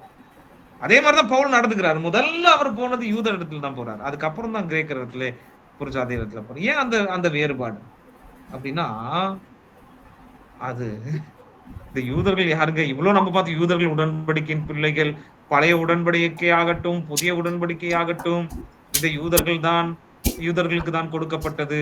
ஆனா ஒரு ரகசியத்தை நீங்கள் நான் புரிஞ்சுக்கிறோம், இந்த யூதனை போல கொடியவன் ஒருவனும் இல்லை, இந்த யூத ஜனங்களை போல கொடியோர் ஒருவரும் இல்லை.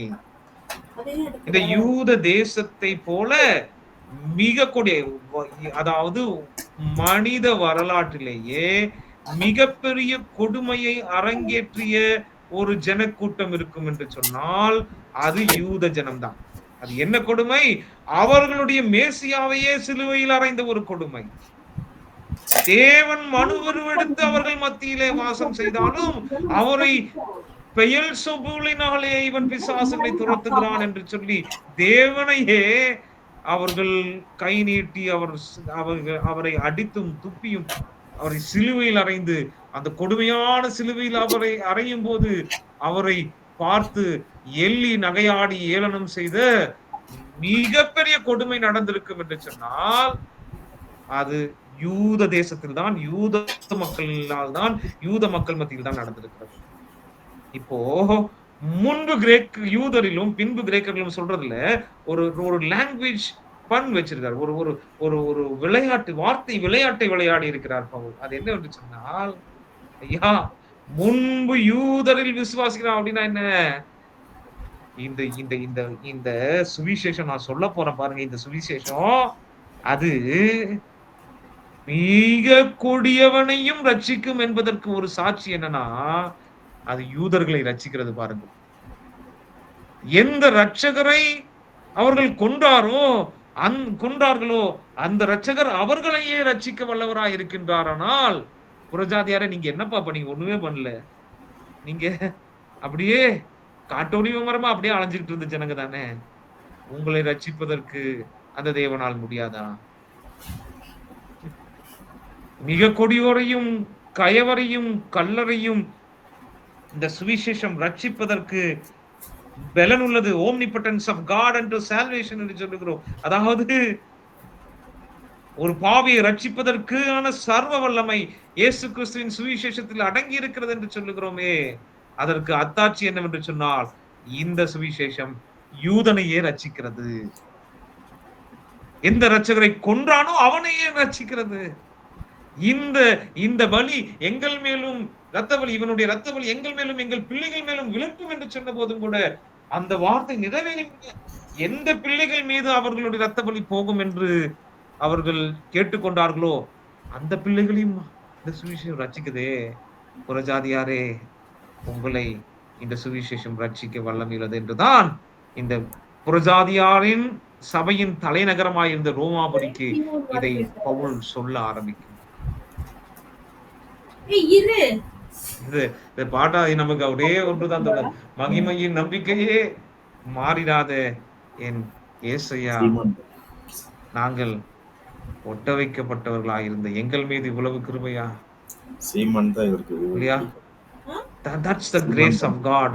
அதுதான் கர்த்தருடைய கிருபை புறஜாதியாராகிய நம் மீது ஊட்டப்பட்ட. அதிலே நாம் தயவு கொண்டிருக்கிறோம், அதிலே நாம் பலன் கொண்டிருக்கிறோம், அதிலே நாம் ஆராதிக்கிறோம், அதிலே நாம் அவரை பற்றி கொண்டிருக்கிறோம், அதிலே நாம் இந்த கர்த்தரை இரட்சகராய் கொண்டிருக்கிறோம். So according to all this, point 5 is the answer.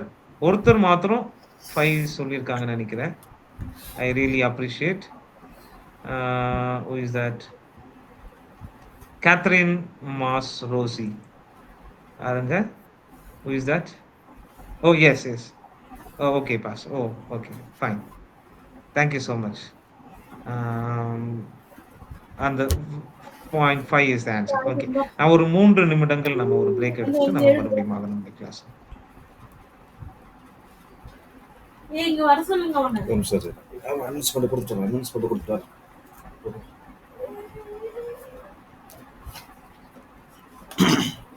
Night ஏதோ இங்க எழுதாம. ஆமாம் சார். வா.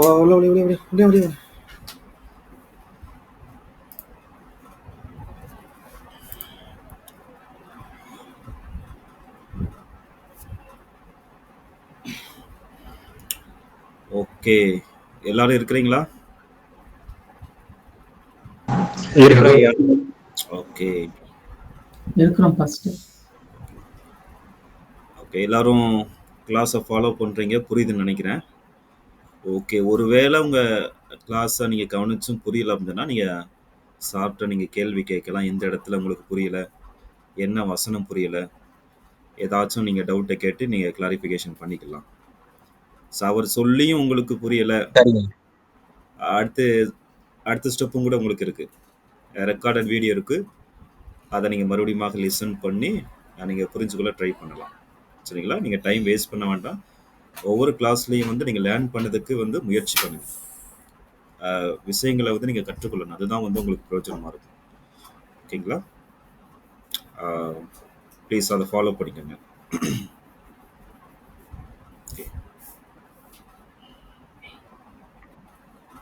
Okay, good.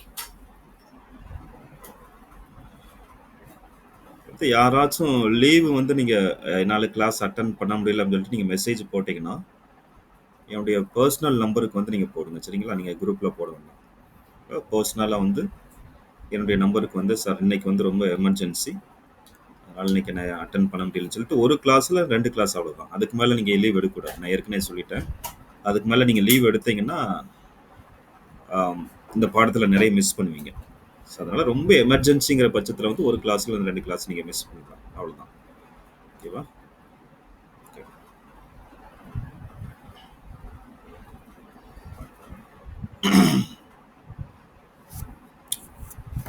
இப்போ இந்த வருஷம் வந்து கிராஜுவேஷன் வாங்கக்கூடியவங்க வந்து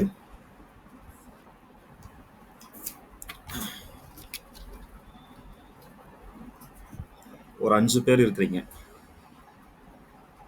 ஒன்று ஜான் அசோக், 2வது வந்து ஸ்டெல்லா சிஸ்டர், 3வது நபர் வந்து கனகலிங்கம், 4வது வந்து சுபு, 5வது வந்து அமராவதி சிஸ்டர். சரிங்களா? நீங்கள் எல்லாருமே வந்து உங்களுடைய ஃபீஸ் அந்த டீட்டெயிலை வந்து நீங்கள் கிளியர் பண்ணி விட்டுருங்க. மார்ச் மாதம் ஜான்வரி வந்துருச்சுனாலே உங்களுக்கு வந்து நிறைய அதுக்கான ஆயத்தங்கள் வந்து நடந்துடும். ஆகையினால இதுக்கு முன்னால் உள்ள சப்ஜெக்டில் வந்து ஏதாச்சும் நீங்கள் கிளியர் பண்ணணும், அசைன்மெண்ட் சென்ட் பண்ணணும் அப்படின்னா நீங்கள் தயவுசெய்து வந்து உங்களுக்கு நேரம் கிடைக்கும் போது எனக்கு இன்ஃபர்மேஷன் கொடுத்துட்டு நீங்கள் அதெல்லாம் கிளியர் பண்ணி விட்டுருங்க. சரிங்களா? கடைசி நேரத்தில் வந்து நீங்கள் உட்காந்து எழுத வேண்டிய சூழ்நிலை வரும். ஏதாச்சும் கிளியர் பண்ண வேண்டிய சூழ்நிலை இருந்துச்சு அப்படின்னா நீங்கள் தயவுசெய்து எனக்கு காண்டாக்ட் பண்ணி நீங்கள் கிளியர் பண்ணி விட்டுருங்க. செக் பண்ணும்போது ஏதாச்சும் மிஸ் ஆயிடுச்சு அப்படின்னா நீங்கள் உட்காந்து எழுத வேண்டியிருக்கும். ஓகேவா? அது ஃபீஸ் டீட்டெயிலாக இருந்தாலும் சரி, அசைன்மெண்ட் டீட்டெயிலாக இருந்தாலும் சரி, எதுவாக இருந்தாலும் சரி.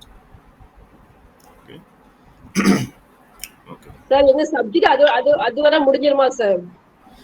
சிஸ்டர் இல்லை சிஸ்டர், நீங்கள் ஆல்மோஸ்ட் ஒரு 36 அந்த மாதிரி வந்துட்டீங்க.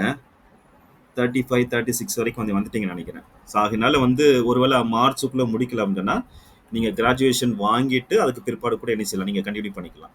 ஏன்னா இந்த டைமை நீங்கள் மிஸ் பண்ணீங்க அப்படின்னா மறுபடியும் நீங்கள் ஒரு வருஷம் வந்து வெயிட் பண்ணணும். ஸோ அதனால நீங்கள் ஆல்மோஸ்ட் க்ளோஸாக வந்துட்டீங்க. அதனால இந்த வருஷம் நீங்கள் எடுத்துக்கலாம்.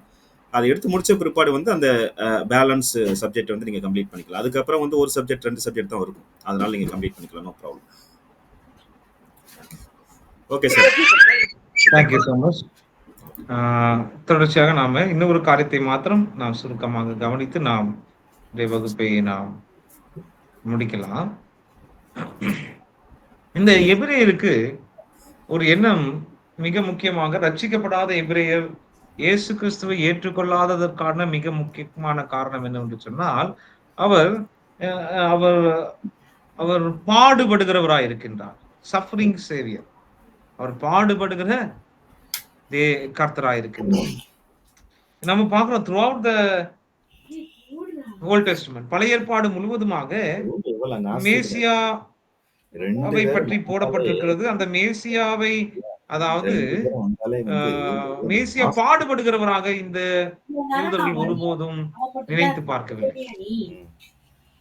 அதான் இப்போ இந்த எபிரேயர் திருச்சபையில கூட, எபிரேயர் கூட்டத்துல கூட நிறைய பேரு வழி விலகி போனதுக்கான ஒரு ரீசன் கூட, ஏன்னா விசுவாசிக்காம உள்ள வந்துருவான், விசுவாசியை போலவே காட்சியளிப்பான். ஆனா இவர் இதுல ஒரு மீனிங்கே இல்லையே. அதாவது மேசியா இங்கே உபத்திரவப்படுகிறாரே, உபத்திரவப்படுகிற மேசியா, பாடுபடுகிற மேசியா. பாருங்க, ஏற்கனவே நம்ம மேசியா பாடுபட போகிறார் என்பதை ஏசாயா எங்கே தெரிவித்திருக்கின்றார்? 53வது அதிகாரத்திலே தெரிவித்திருக்கிறார். ஆனா இந்த யூத நபிமார்களினுடைய வியாக்கியானம் எப்படி தெரியுங்களா? அங்கே பாடுபடுகிற, அதாவது அடிக்கப்படும் ஆட்டை போல இருக்கிறார் என்றெல்லாம் போடப்பட்டிருக்கு. பாருங்க, நாம் பார்க்கும்போது பார்க்கக்கூடிய ரூபம் அவருக்கு இல்லாத இருந்தது. இதெல்லாம் மேசியாவை பற்றி சொல்வதாக அவர்கள் வியாக்கியானம் பண்ணல. இதெல்லாம் இஸ்ரவேலை பற்றி தான் பேசிக் கொண்டிருக்கிறது, பாடுபடுகிற இஸ்ரவேல். ஆனால் அவர்களுடைய மேசியா வந்து இவர்களை காப்பாற்றுவார் அவர் என்றெல்லாம் போடப்பட்டிருப்பது ஒரு ஒரு வார்த்தையாக, ஒரு ஒரு மெட்டபராக, ஒரு வழக்கு, ஒரு ஒரு ஒரு எப்படி சொல்றது, ஒரு ஆமா, ஒரு ஒப்பனை சொல்லாக கொடுக்கப்பட்டிருக்கிறது அவர் என்றெல்லாம். ஆனால் அங்கே பாடுபடுகிறவர் யார் என்று சொன்னால் அது இஸ்ரவேல் ஜனம். ஆனால் அவர்களை ரட்சிக்கக்கூடிய மேசியா வந்து அவர்களை காப்பாற்றி விடுவார் என்பதுதான் எண்ணம். இந்த எபிரேயர்களுடைய எண்ணம் இஸ்ரவேல். அதனாலதான் பேதுருகிட்ட கேட்ட போது பேதுரு கூட, ஆண்டவர் இது உமக்கு நடக்க கூடாது. இன்னொன்னு, இயேசுக்கு இப்படி எல்லாம் நிஜமாலுமே நடக்கும் கூட அவர் நம்பல. அதனாலதான் உண்மை விட்டு யாரு போனாலும் நான் போக மாட்டேன் அப்படிங்கிறாரு. ரியாலிட்டி அவர் புரிஞ்சுக்கல, ரியாலா அது நடக்கும் கூட அவரு நினைச்சு பாருங்க. அதுதான் நம்ம கூட சொல்லுவோம் பாருங்க, யாராவது கிட்ட வந்து சொல்லுவோம், நான் என்ன ஆனாலும் பரவாயில்ல, நான் இதை செய்வேன். ஆனா நம்ம என்ன நினைப்போம்னா, அந்த பாசிபிலிட்டி எதுல கொடுத்துருவோம்னா, நம்மளுக்கு ஃபியூச்சர் பாசிபிலிட்டி நம்மளுக்கு தெரியாதனால சரி அடிச்சு விட்டுருவோம். ஆனா ரியாலிட்டி வரும்போது, ஐயோ இது நான் எதிர்பார்க்காது நடந்து விட்டது, இதுல எப்படி அப்படின்னு நம்ம யோசிப்போம் பாருங்க. இது ஆண்டவரே அதாவது நிமித்தம் எல்லாரும் அடைந்தாலும் நான் அடைய மாட்டேன்னு சொன்னதுக்கான காரணமே அந்த இடரும் மேசியாவுக்கு நடக்க போகுதா அப்படிங்கறதான் ஒரு எண்ணம். அப்படி எல்லாம் மேசியாவுக்கு நடக்குமா? இது நடக்கிறதுக்கு வாய்ப்பு இல்லை.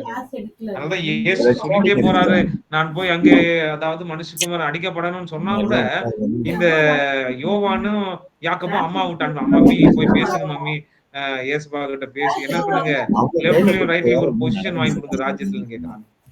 ஏன்னா அவங்களுக்கு என்னன்னா, எருசலேமுக்கு போனா அவர் ராஜ்யத்தை ஸ்தாபிக்க போறாரு, அவரை யாருப்பா அடிச்சு கொள்ள போறாங்கிறதா ஒரு எண்ணம். இப்போ இந்த இந்த மேசியா அடிக்கப்பட்ட, இந்த மேசியா அடிக்கப்படுகிறார், கொல்லப்படுகிறார். ஏன் இந்த அடிகள், ஏன் இந்த காயம், ஏன் why he is suffering, why he has to suffering? இந்த suffering நிஜமாவே தேவையா அப்படிங்கிறது தான் இப்போ. அதை பார்த்தா நிறைய எபிரேயர்கள் பின்வாங்கி போயிடுறாங்க. வந்து கூட சும்மா லாஜிக் இல்லடாங்க, ரசிக்கப்படாத யூதர்கள்லாம் வந்து ஓடிடுறாங்க. இப்போ அந்த லாஜிக்க, இதுல இருக்கிற லாஜிக்க இந்த எபிரேய நிர்வாகியும் அந்த எபிரேயர்களுக்கு சொல்லி தர்றாங்க. நீங்கள் அவரை சஃபரிங்கா நீங்க பாக்குறீங்க, அதாவது சஃபரிங் சேவியரா பாக்குறீங்க, உபத்திரம் அடைந்த ஒரு ரட்சகராக பார்க்கிறீங்க. அவர் உபத்திரம் ஏன் என்பதை நாம் பார்க்கலாம் என்பதுதான் இப்போது எபிரேய வசனங்களை நாம் வாசிக்கலாம். எபிரேயர் 2வது அதிகாரம்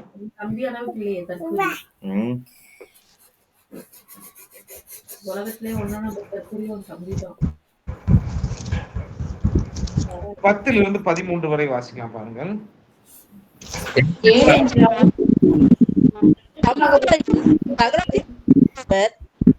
பிள்ளைகளை மகிமையில் கொண்ட சேர்க்கையில் அவருடைய ரட்சிப்பின் அதிபதியை உபத்திரவங்களால் பூர்ணப்படுத்துகிறது அவருக்கு ஏற்றதா இருந்தது. எப்படியெனில் பரிசுத்தம் செய்கிறவரும் பரிசுத்தம் செய்யப்படுகிறதுமாகிய யாவரும் ஒருவராலே உண்டாயிருக்கிறார்கள்.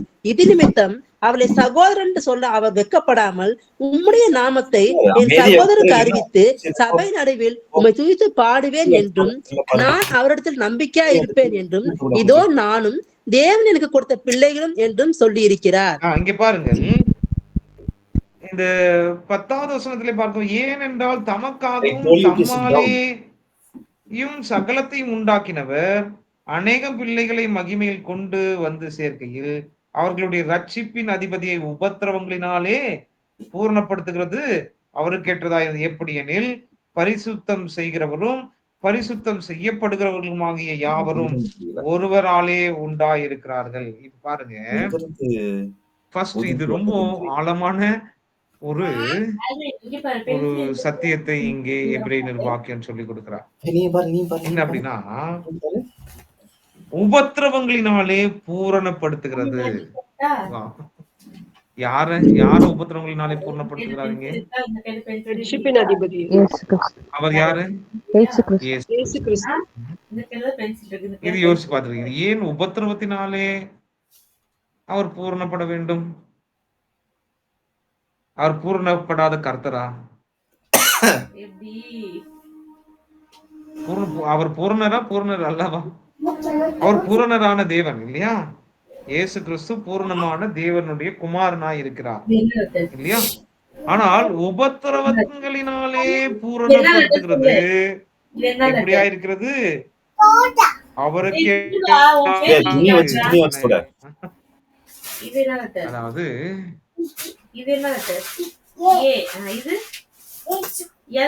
இயேசு கிறிஸ்து மனிதனாய் இருக்கின்றார். இப்போ பாவத்தின் சம்பளம் மரணம். இப்பொழுது மனிதர்களுடைய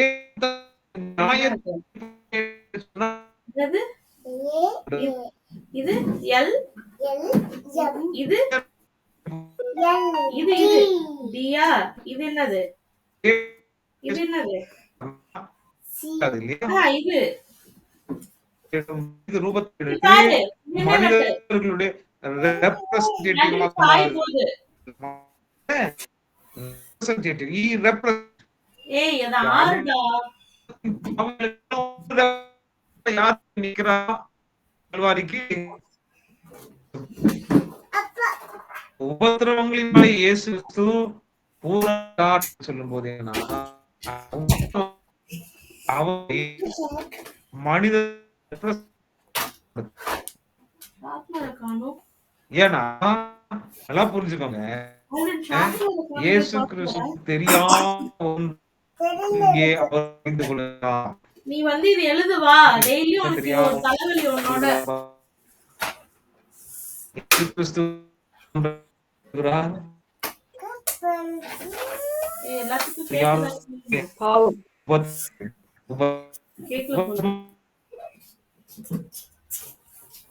அதனாலதான் வேதம் சொல்லுது, நம்மை போலவே எல்லா விதத்திலும் சோதிக்கப்பட்டு இல்லையா? அந்த தேவகுமாரன் உபத்திரவத்துக்கு அப்பாற்பட்டவர். அவருக்கு தெரியாது, அவர் என்னதான் மனிதனாக இந்த பூமியில் வாழ்ந்தாரும் மனிதனாக வாழுகிறார். ஆனால் அந்த உபத்திரவம் அவரை பெர்ஃபெக்ட் பண்ணது, முழுமையான பாவிகளின் ரெப்ரசன்டேட்டிவா மாத்துது அவரை இல்லையா? ஏன்னா ஒருத்தன் பாவிக்காக ஒரு ரெப்ரசன்டேட்டிவ் இருந்தா அவன் உபத்திரவப்பட்டு ஆகணும். இப்போ அந்த பாவிக்கு ரெப்ரசன்டேட்டிவா முழுமையா இயேசுவை பூர்ணப்படுத்துகிற விஷயம் என்ன? உபத்திரவம் தான். அந்த உபத்திரவத்தினோட கடந்து சென்றார். அதனால்தான் மரண பரியந்தம், சிலுவையின் மரண பரியந்தம் கீழ்ப்படிந்தவராகி. யாருக்கு கீழ்ப்படிந்தார்? பிதாவுக்கு. மரண பரியந்தம் அல்ல, கொடிய மரண பரியம், அதாவது சிலுவையின் மரண பரியந்தம். ஏதோ காய்ச்சல் வந்து மரித்து போவதில்லை, ஹார்ட் அட்டாக் வந்து மரித்து போவதல்ல, கேன்சர் வந்து மரித்து போவதல்ல. இங்க என்ன சொல்றாரு? என்ன சொல்றாரு?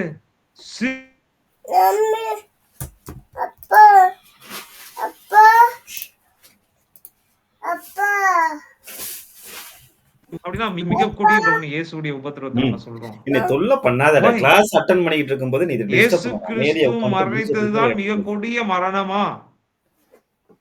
ஏன் நம்முடைய what do we call him? அவருடைய பேரு ஐ திங்க் ஒரு நிமிஷம் வெயிட் பண்ணுங்க. தோல் உரித்து இறந்து போனாரு. ஒரு நிமிஷம் இருடா. நீ வேற ஹீப்ரூ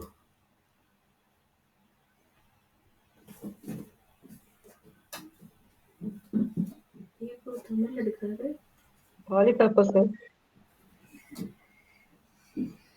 ஒரு நிமிஷம் வெயிட்.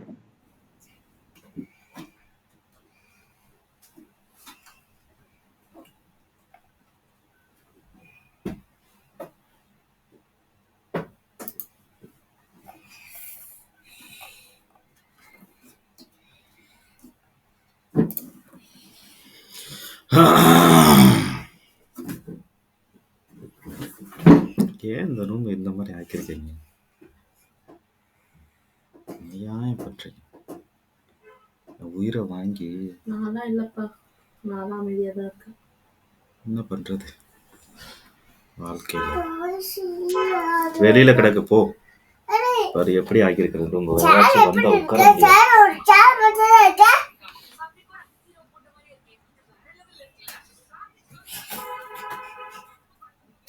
ஹோம்ஒர்க் எடுத்து போ.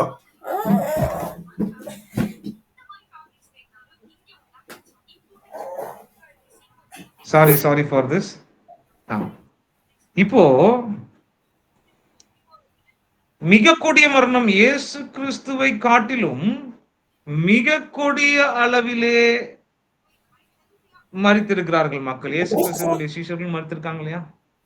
இயேசுவுக்கு என்ன, சிலுவையில் அறைந்தார்கள், அடித்தார்கள், உபத்திரவப்படுத்தினார்கள், அவரை அவமானப்படுத்தினார்கள். இதை காட்டிலும் இயேசு கிறிஸ்துவின் சீஷர்களை எரித்தே போட்டிருக்கிறாங்க, தோல் உரித்து கொண்டிருக்கிறார்கள் இல்லையா?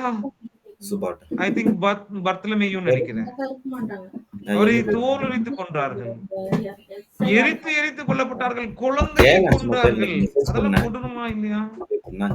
நாளைக்கு இருப்பீங்களான்னு கேட்டு சொன்னாங்க. ஆனா அதை காட்டிலும் இயேசு கிறிஸ்துவின் மரணம் ஏன் கொடூரம் என்று நாம் சொல்லுகிறோம்? அதை போல ஒரு கொடிய ஒரு விஷயம் இந்த பூமியில் இல்லை என்று இயேசு கிறிஸ்துவின் மரணத்தை சொல்வதற்கான காரணம், மனிதகுலம் அரங்கேற்றிய கொடிய விஷயங்களில் மிக கொடிய விஷயம் இயேசுவின் மரணம் என்று சொல்வதற்கான காரணம் என்ன தெரியுங்களா? அவர் ஒருவரே பாவம் இல்லாதவர். He is not a sinner. அவர் ஒருவரே பழுதற்றவர், அவர் ஒருவரே பாவம் இல்லாதவர். He did not deserve it. அவருக்கு அது ஏற்றது இல்லை. அவர் அந்த மரணத்துக்குரியவர் அல்ல. ஒரு 6 லட்சம் பேரை கொன்றான் என்று சொல்லுகிறார்கள். யாரு? 6 லட்சம் யூதர்களை கொன்றான் என்று சொல்லுகிறார்கள் இல்லையா? ஹிட்லர் கொன்றான் என்று. அந்த 6 லட்சம் பேருடைய மரணத்தை ஒரு பக்கம் வைத்து என் இயேசுவின் மரணத்தை ஒரு பக்கம் வைத்தால், அந்த இயேசு கிறிஸ்துவின் மரணம் தான் மிக கொடியது வரலாற்றில். ஏன் என்று சொன்னால், இந்த 6 லட்சம் பேரும் எதனாலே சாகிறான்? எங்களுடைய இந்த மனிதனுடைய ரத்த பலி எங்கள் மேலும் எங்கள் பிள்ளைகள் மேலும் விளட்டும் என்று அவர்களே கேட்டுக்கொண்டதை நிமித்தம் நடந்தேறிய கொடூரம் தான் அதே ஒழிய என் இயேசு என்ன செய்தார்? அவர் நன்மை செய்கிறவராகவே சுற்றி தெரிந்த அவர் தன்னை கொன்றவர்களையும் பார்த்து பிதாவே இவர்களுக்கு மன்னியும் என்று சொன்னவர் அல்லவா? இந்த பூமியிலே பாவமில்லாத பழுதற்ற ஒருவர் கொடிய பாவி மரிக்கும் விதத்திலே மரித்திருந்தாரானால் அதுதாங்க இந்த பூமியில மிக கொடிய மரணம். அப்போ இஸ் பெர்ஃபெக்டிங். அப்போ இவர் ஏன் அதை கடந்து செல்ல வேண்டும்? ஏனென்றால் உபத்திரவப்படுகிற தன்னுடைய சகோதரருக்கு தன்னை நிகராக்கி கொண்டு அவர் தன்னை பூரணப்படுத்துகிறவராக அங்கே காண்பிக்கிறார், பூரணப்படுத்தப்பட்டவராக அங்கே மாற்றுகிறார். அதுதான் அங்கே பூர்ணப்படுத்தும் கிரைஸ்ட் சஃபரிங். அதனால்தான் இந்த ஆழமான சத்தியத்தை இதை எபிரேயருக்கு காமிக்கிறாங்க. ஏன் உங்க மேசியா இப்படி ஆகணும்? மேசியானா பவர்ஃபுல் இல்லையா? ஏன் இப்படி ஆனாலும் இதுக்குதான் he represented us. அவர் நமக்கு ரெப்ரசன்டட்னா தெரியுங்க இல்லையா? நமக்கு பிரதிநிதி அவர் இல்லையா? அடுத்த 2 காரியம் நாம் பார்க்கும்போது 14, 16 வசனங்களை வாசிக்கலாம். எபிரேயர் 2வது அதிகாரம் 14, 15. பிள்ளைகள் மாம்சத்தையும் இரத்தத்தையும் உடையவர்களாய் இருக்க அவரும் அவர்களைப் போல மாம்சத்தையும் இரத்தத்தையும் உடையவரானார். மரணத்துக்கு அதிகாரியாகிய பிசாசு ஆனவனை தமது மரணத்தினாலே அழிக்கும்படிக்கும் ஜீவ காலம் எல்லாம் மரண பயத்தினாலே அடிமைத்தனத்திற்குள்ள ஆனவர்கள் யாவரையும் விடுதலை பண்ணும்படிக்கும் அப்படி ஆனார். மரணத்துக்கு அதிபதியாகிய பிசாசானவனை தன்னுடைய மரணத்தினாலே அழிக்கும்படிக்கும். இப்ப என்னது? 2வது அவர் ஏன் உபத்திரப்பட வேண்டும்? மரணத்துக்கு அதிபதி யாரு? பிசாசு. அவனை அழிக்கணும்னா மரணம் அடைந்தாக வேண்டும். இவர் அவர் உபத்திரப்பட்டாக வேண்டும். ஏன் பிசாசு மரணத்துக்கு அதிபதி நான் கூப்பிடப்படுறான்னு தெரியுங்களா? நம்மளுக்கு டைம் ஓடிட்டு இருக்குது. இன்னும் பாயிண்ட் இருக்கு, அதை நம்ம அடுத்த வாரத்துல கூட பார்க்கலாம். ஆனா இதை நான் சொல்லி முடிக்கிறேன். ஏன் பிசாசானவன் மரணத்துக்கு அதிபதி? ஏனென்றால் அவன் குற்றம் சாட்டுகிறவனா இருக்கான் இல்லையா? அவன் எப்படியா இருக்கிறான்? அவன் நாடோறும் தேவ சமூகத்திலே குற்றம் சாட்டுகிறவனா. யாரை பற்றி குற்றம் சாட்டுகிறான்?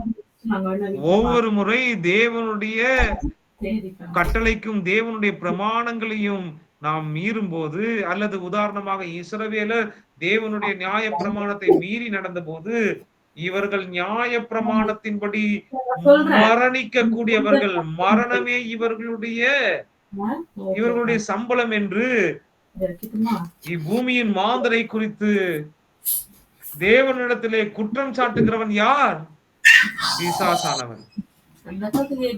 என்ன காரணம்? அவன் தேவனுக்கு எதிராக போனவன் கிடையாதுங்க. அவன் தேவனுக்கு எதிராக போனவன் கிடையாது, நமக்கு எதிராக வந்தவன். அதனாலதான் உங்களுடைய எதிராளியான பிசாசானவன் என்று வேதம். என் தேவனுக்கு எதிராக போக முடியாதுன்னு அவனுக்கே தெரியும். அவன் நம்முடைய எதிராளி. ஆகவே பாவிகளாகி நம்மிடத்திலே பிரமாணம் வரும்போது அதை நாம் செய்ய தவறுகிறோம். நாம் அதை செய்ய முடியாமல் போகும்போது நம்மை மரணத்துக்குரியவர்கள் என்று நம்மேல் ஒரு ஒரு குற்றத்தை சாற்றி, தேவனுடைய சமூகத்திலே குற்றம் சாட்டி நம்மை மரணத்துக்கு ஏற்றவர்களாக ஒதுக்குகிற வேலையை இந்த பிசாசானவன் செய்கிறான். ஆனால்தான் அவன் மரணத்துக்கு அதிபதி. இப்போ அதை என் ஆண்டவரிடத்திலே அவன் செய்து காட்ட முடியவில்லை.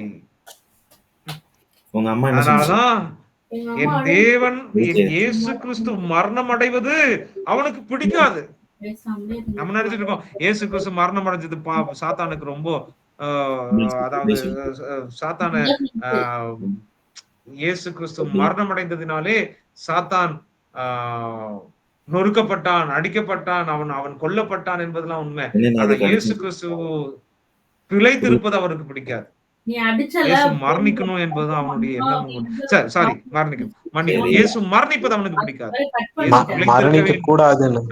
மரணிக்க கூடாது என்று அவன் விரும்பினவன். அதனாலதான் யாரு பிலாத்துவின் மனைவி கிட்ட போய் அப்படி விட்டாரு. அதான் இயேசு மறிக்க கூடாதுன்னு சொன்ன பேதுருவை ஆண்டவர் என்ன சொல்றாரு? அப்பாலே போய் சாத்தானே தான் சொல்றாரு. ஏன்னா அது சாத்தானுடைய வேலை, சாத்தானுடைய சிந்தனை. அதனால இப்போ கடைசியா போய் பிலாத்துவின் மனைவியை விட்டு கனவுல எல்லாம் வந்து எப்படியாவது இந்த நீதிமானை காப்பாற்றி விடும் அப்படி இப்படி எல்லாம் ஆக்டிங் பண்றான். ஏன்னா அவனுக்கு தெரியும் இவர் ஒன்ஸ் மறிச்சிட்டார்னா இவர் குற்றம் சாட்டுவதெல்லாம் ஒன்றுமில்லாமல் போய்விட போகிறது. ஏனென்றால் கர்த்தர் நம் பட்சத்தில் நின்றால் நமக்கு விரோதமாய் நிற்பவன் யார்?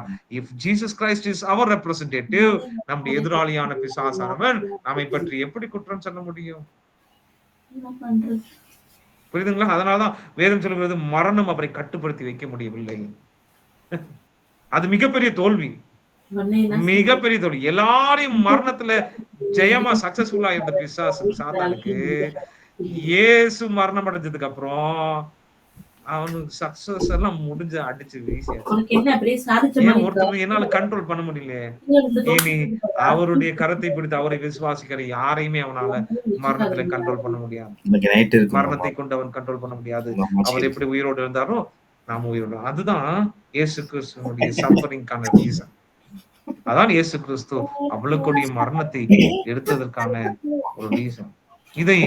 இதை சொல்லி எபிரேய நிர்வாகின்னு சொல்றார், யூதர்களே எபிரேயரே, இதற்காகத்தான் உங்களுடைய மேசியா பாடுபட்டா.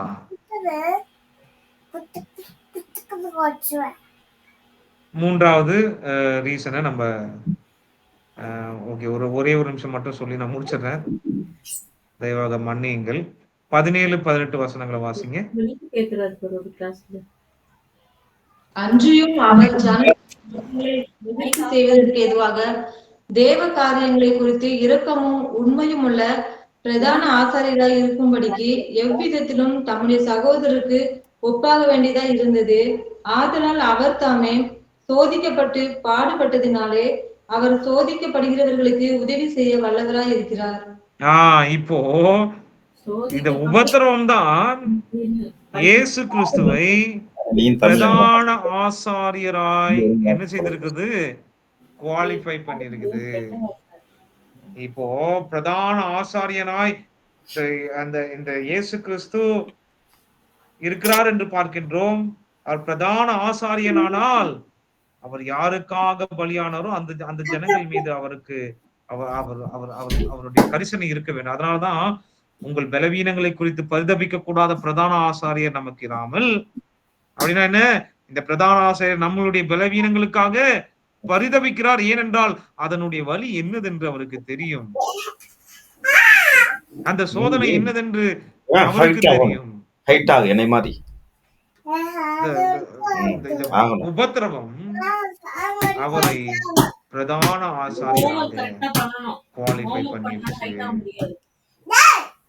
இதுதான் இந்த 3 காரணங்களை இந்த இடத்துல இந்த எபிரேயருக்கு மிக அருமையாக எபிரேய நிர்வாகியம் காண்பித்துக் கொடுக்கிறோம்.